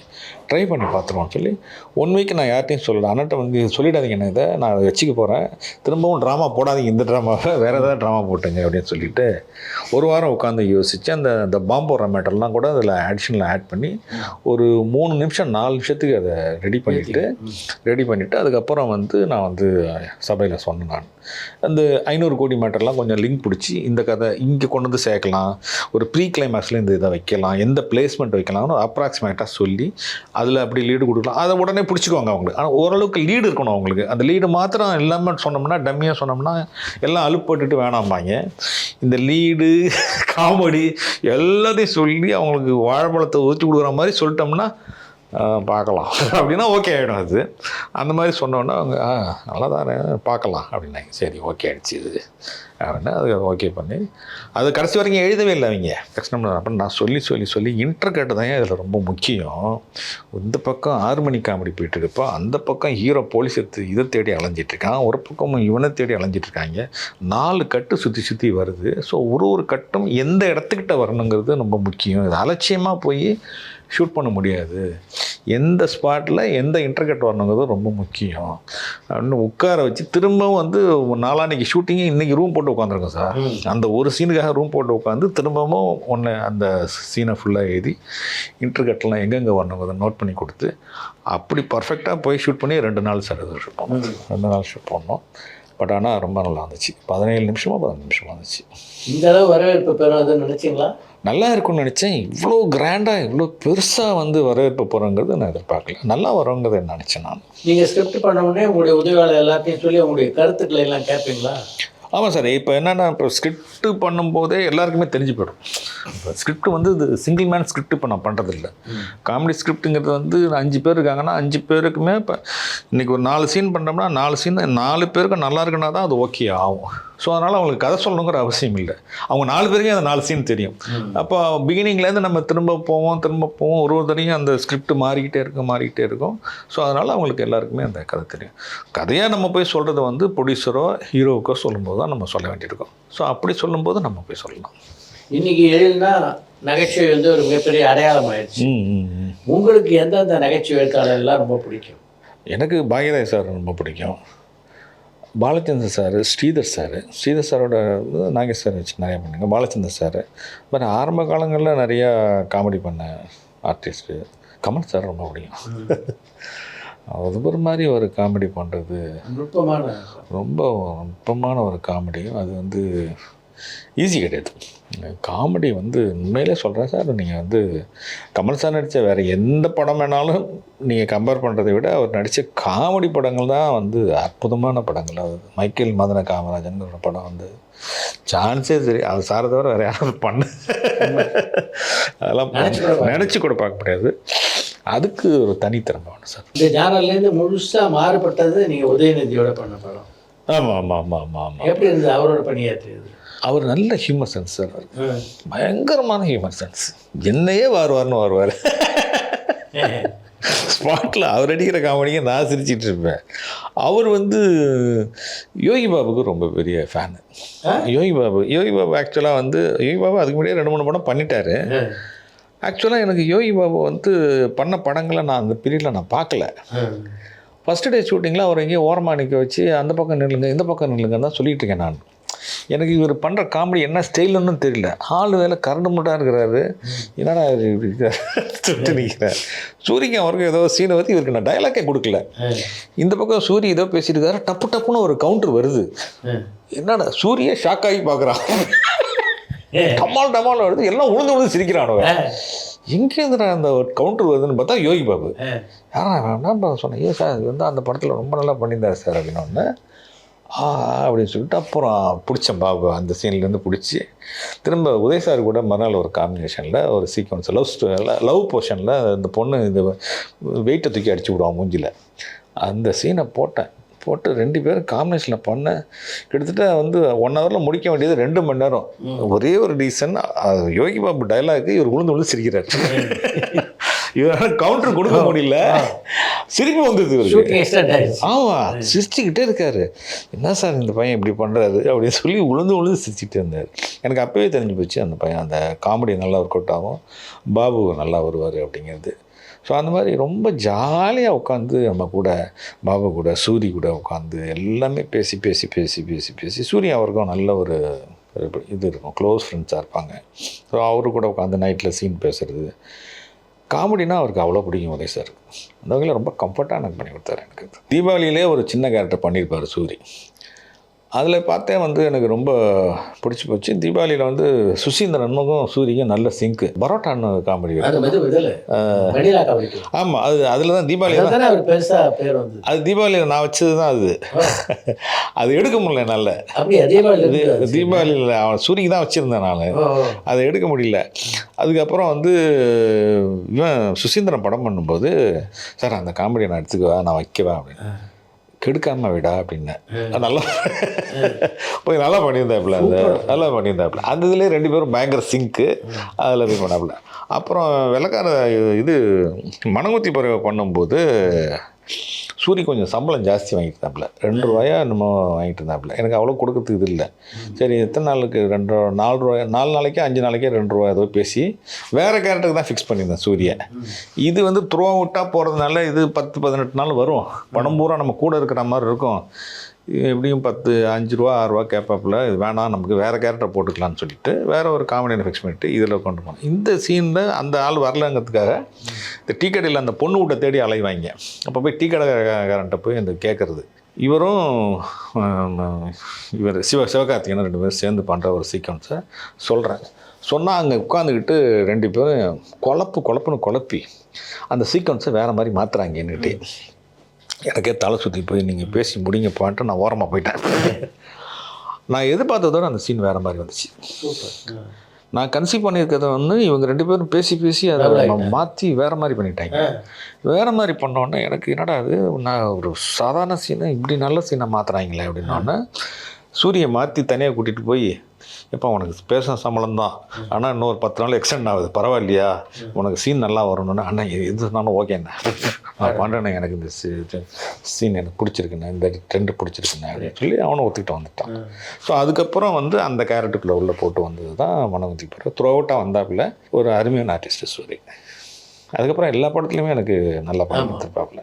உங்ககிட்ட உதவி இயக்குனர்களாக இருந்து இன்றைக்கி தமிழ் சினிமாவில் முக்கியமான இயக்குனர்களாக இருக்க கருப்பழனியப்பன், சுசீந்திரன், அவங்க 2 பேரை பற்றி சொல்லுங்கள். கருப்பழனியப்பன் ரொம்ப ஒரு படப்படன்னு பேசக்கூடியது. இப்போயும் நிறைய கட்சியிலாம் ரொம்ப திருக்குறள்லேருந்து முதல்ல அப்போயே திருக்குறள் எடுத்து படிச்சுட்டு இருப்பாப்புல. என்ன பண்ணி திருக்குறள் படிச்சுட்டு இருக்கேன் சார், இதில் எவ்வளோ இருக்குன்னு உங்களுக்கு அப்போ நான் அசிஸ்டன்ட் டேரக்டராக இருக்கும்போது சொல்கிறேன். அவர் சினிமாவுக்கு நான் டேரக்டர் ஆகிறதுக்கு முன்னாடியே அவர் ரூமில் உட்காந்துருப்பேன். அவர் என் ரூமுக்கு வருவார் அப்பப்போ. அப்போ அந்த மாதிரி ரொம்ப நிறைய அந்த மாதிரி அறிவு சார்ந்த புத்தகங்களெல்லாம் நிறைய படிப்பார். ஒரு நல்ல டைரக்டர், அவர் அருமையான டைரக்டர். அவர் வந்து போயிருக்க ரூட்டு வந்து சரியில்லைன்னு நான் சொல்ல மாட்டேன். அவர் வந்து சினிமாவில் ரொம்ப இருந்திருந்தால் பெருசாக சாதிச்சிருப்பார், இன்னும் நல்லா சாதிச்சிருப்பார். நிறைய கதைகள் நிறைய விஷயங்கள் அவருக்கு தெரியும். பட் ஆனாலும் அதை விட இப்போ பெரிய லெவலில் தான் இருக்கார், ஒரு அற்புதமான மனிதர். சுசீந்திரன் வந்து எந்த நேரம் என்ன ஸ்கிரிப்டை தொடுவார் என்ன பண்ணுவாருன்னு எனக்கு ஆச்சரியமாக இருக்கும். எனக்கு அவரோட என்ட்ரியில் வந்து சில பேரை வந்து ஜட்ஜி பண்ணலாம், பெருசாக வந்து கொஞ்சம் இவர் வருவாருன்னு எனக்கு தெரியும், ஆனால் இப்படி ஒரு வித்தியாசமாக வருவாருன்னு எதிர்பார்க்காம ஒரு என்னை மிரட்டினது சுசீந்திரன் தான். ஆமாம். ஃபஸ்ட்டு படமே எனக்கு ரொம்ப மிரட்டுச்சு. 2வது வந்து விஷாலை வச்சு ஒரு படம் பண்ணார், அந்த படம் பாரதிராஜா சார்லாம் நடிச்சிருப்பாங்க. அந்த படமும் எனக்கு மிரட்டுனுச்சு. அவர் வந்து அந்த மாதிரி ஒரு சின்சியாரிட்டியும் உழைப்பும் நீங்கள் யாருக்கிட்டையுமே பார்க்க முடியாது. சுசீந்திரன் மாதிரி அப்படி ஒரு சின்சியாரிட்டி உழைப்பு வந்து பயங்கரமான படைப்பாளி. தேசிங்க ராஜா படத்துடைய பார்ட் 2 உருவாக்கணுன்ற எண்ணம் எதனால் உங்களுக்கு தோணுச்சு? இது வந்து ஆக்சுவலாக வந்து தேசிங்க ராஜா ஸ்கிரிப்டுக்கும் இப்போ பண்ணியிருக்க பார்ட் 2க்கும் பெருசாக ஒன்றும் வித்தியாசம் இருக்காது. ஒரு இன்ட்ரோல் பிளாக் மாத்திரம்தான் பெருசாக இருக்கும். விமல்ஜி வந்து இந்த படத்துக்கு வந்து கமிட் பண்ணிட்டேன். விமலை கமிட் பண்ணிட்டு போகும்போது சரி இதுக்கு வந்து தேசிங்க ராஜா பார்ட் 1 வைக்கலாம் அப்படின்னு நினச்சோம். அப்போ எல்லாருமே சொன்னாங்க தேசிங்க ராஜா பார்ட் 1 அப்படிங்கிறது வந்து அமைஞ்சது ரொம்ப எக்ஸ்ட்ரானரியான காமெடி அதில் ஒர்க் அவுட் ஆகிருந்துச்சு. அதில் சூரி வேறு இருந்தார். இதுக்கு போய் நீங்கள் வந்து தேசிங்க ராஜா 2ன்னு இருக்கீங்களா, அந்த எக்ஸ்பெக்டேஷனோட வருவாங்களே அப்படின்னாங்க. அதில் தான் எனக்கு ரொம்ப நம்பிக்கை வந்துச்சு. ஏன்னா அதை விட இதில் நிறைய காமெடி ஒர்க் அவுட் ஆகிருக்கு. இது வந்து வேறு பேட்டர்னாக இருந்தாலும் இதில் ஒரு போலீஸ் கேரக்டர் வந்து விமல் பண்ணியிருக்காரு. இப்போ நான் ஒரு 80ஸ்லாம் வந்து இது போலீஸ் அகாடமி சீரீஸ் வந்திருக்கும். ஆமாம் ஆமாம், அந்த பேட்டர்னில் தான் இதை நான் பண்ணியிருக்கேன். எனக்கு அது சீரீஸ் ரொம்ப பிடிக்கும். ஒரு 6-7 சீரீஸும் நான் ரொம்ப நல்லா உட்காந்து பார்ப்பேன். ஸோ அந்த சீரீஸில் பண்ண கதை தான் இது. ஸோ இதுக்கு வந்து தேசிங்க ராஜா 2 அப்படின்னு பேர் வச்சு பண்ணோம், இப்படி தான் பண்ணோம். பட் இது அதை விட நல்ல காமெடி ஒர்க் அவுட் ஆகிருக்கு. நல்ல கதையும் போட்டு அந்த படத்தில். வித்யாசாகர் மியூசிக்கு, அதுக்கு படத்துக்கு ஒரு மிகப்பெரிய ப்ளஸ். துள்ளாத மனமும் துள்ளும் படத்துக்கும் உங்களுக்கும் இது வெள்ளி விழா ஆண்டு. உங்கள் படத்துடைய கதாநாயகனான விஜயை சந்திச்சிங்களா? ஆமாம் சார், ரொம்ப சந்தோஷமான விஷயம். ரொம்ப நாள் கழிச்சு விஜய் சாரை மீட் பண்ணிக்கிறக்கூடிய சந்திச்சேன் சார். ஏன்னா துள்ளாத மனமும் துள்ளும் 25வது வருஷம் வச்சுட்டு அவரை போய் மீட் பண்ணால் தப்பாக போய்டும். அதுக்காக போய் பார்த்தேன். ரொம்ப நேரம் உட்காந்து ரொம்ப சந்தோஷமாக ரொம்ப இதுவாக ரொம்ப நேரம் என்கிட்ட பேசியிருந்தார். இந்த படங்கள் அந்த படம் மாத்திரம் இல்லாமல் இப்போ பண்ணிகிட்டு இருக்க தேசிங்க ராஜா 2 பற்றி விசாரித்தார். விமலை பற்றி ஆர்டிஸ்ட் யார் என்ன பண்ணிகிட்ருக்கீங்க அப்படின்னு சொல்லி பார்த்தா ரொம்ப சிரிப்பு. ஏன்னா நான் இப்போ காமெடி டைமில் இருக்கிறதுனால அதனாலேயே என்னன்னு தெரியல, ரொம்ப நேரம் என்னை பார்த்து சிரிச்சுக்கிட்டு ஜாலியாக உட்காந்து பேசிக்கிட்டு இருந்தார். அந்த சந்திப்பு எனக்கு ரொம்ப மிகப்பெரிய ஒரு சந்தோஷத்தை கொடுத்துச்சு. ரொம்ப நல்ல டைம். படத்துடைய கதாநாயகி சிம்ரன் ஆக்சுவலாக நான் ஃபோனில் பேசினேன். நான் ஆக்சுவலாக அந்த ப்ரோக்ராமுக்கு வரேன்னு சொன்னாங்க. அவங்களுக்கு 25 வருஷம் ஆயிடுச்சா அப்படின்னு ஒரே அதிர்ச்சி. அவங்க 25 வருஷம் நிறைய பேருக்கு அதிர்ச்சி. 25 இயர்ஸ் ஆயிடுச்சு அப்படிங்கிறது வந்து ரொம்ப அதிர்ச்சியாக இருந்துச்சு. மேக்ஸிமம் ட்ரை பண்ணி வந்து டெல்லியில் இருந்தாங்க நான் பேசும்போது சிம்ரனுக்கு. நான் மேக்ஸிமம் ட்ரை பண்ணி வந்துடுறேன் எழில் அப்படின்னாங்க. வரலன்னு நினைக்கிறேன். உங்கள் பட விழாவில் பரபரப்பாக பேசினவர் எஸ்.ஏ. சந்திரசேகர். இன்றைய இயக்குநர்கள் சரியாக கதாநாயகர்களை கையாளுறது இல்லைன்ற மாதிரி அவர் பேசினார். அவருடைய பேச்சை பற்றி உங்களுடைய அபிப்பிராயம் என்ன? அவர் வந்து ரொம்ப ஒரு சீனியர் டைரக்டரு.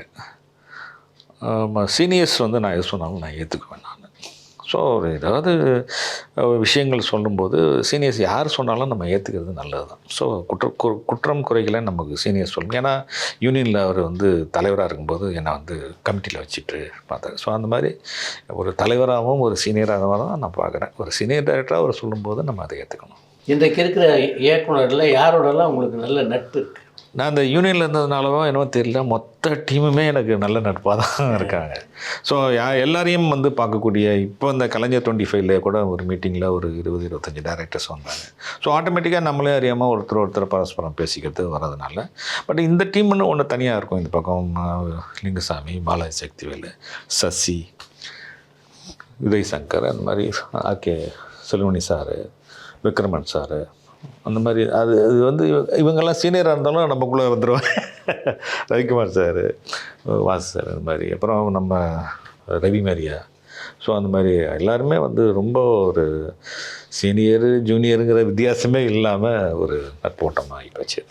இனி தொடர்ந்து உங்களுடைய படங்கள் இந்த நகைச்சுவை பாணியில் தான் இருக்குமா, இல்லை துள்ளாத மனம் துள்ளும் மாதிரி அருமையான கதைகளையும் எதிர்பார்க்கலாம் சார். எனக்கு வந்து இப்படி தான் போகணுங்கிற இதெல்லாம் கிடையாது. ஒரு நல்ல ஆர்டிஸ்ட்டு நல்லா இருந்தால் ஒரு பெரிய ஸ்கிரிப்டும் ஒன்று ரெடி பண்ணி வச்சுருக்கேன்.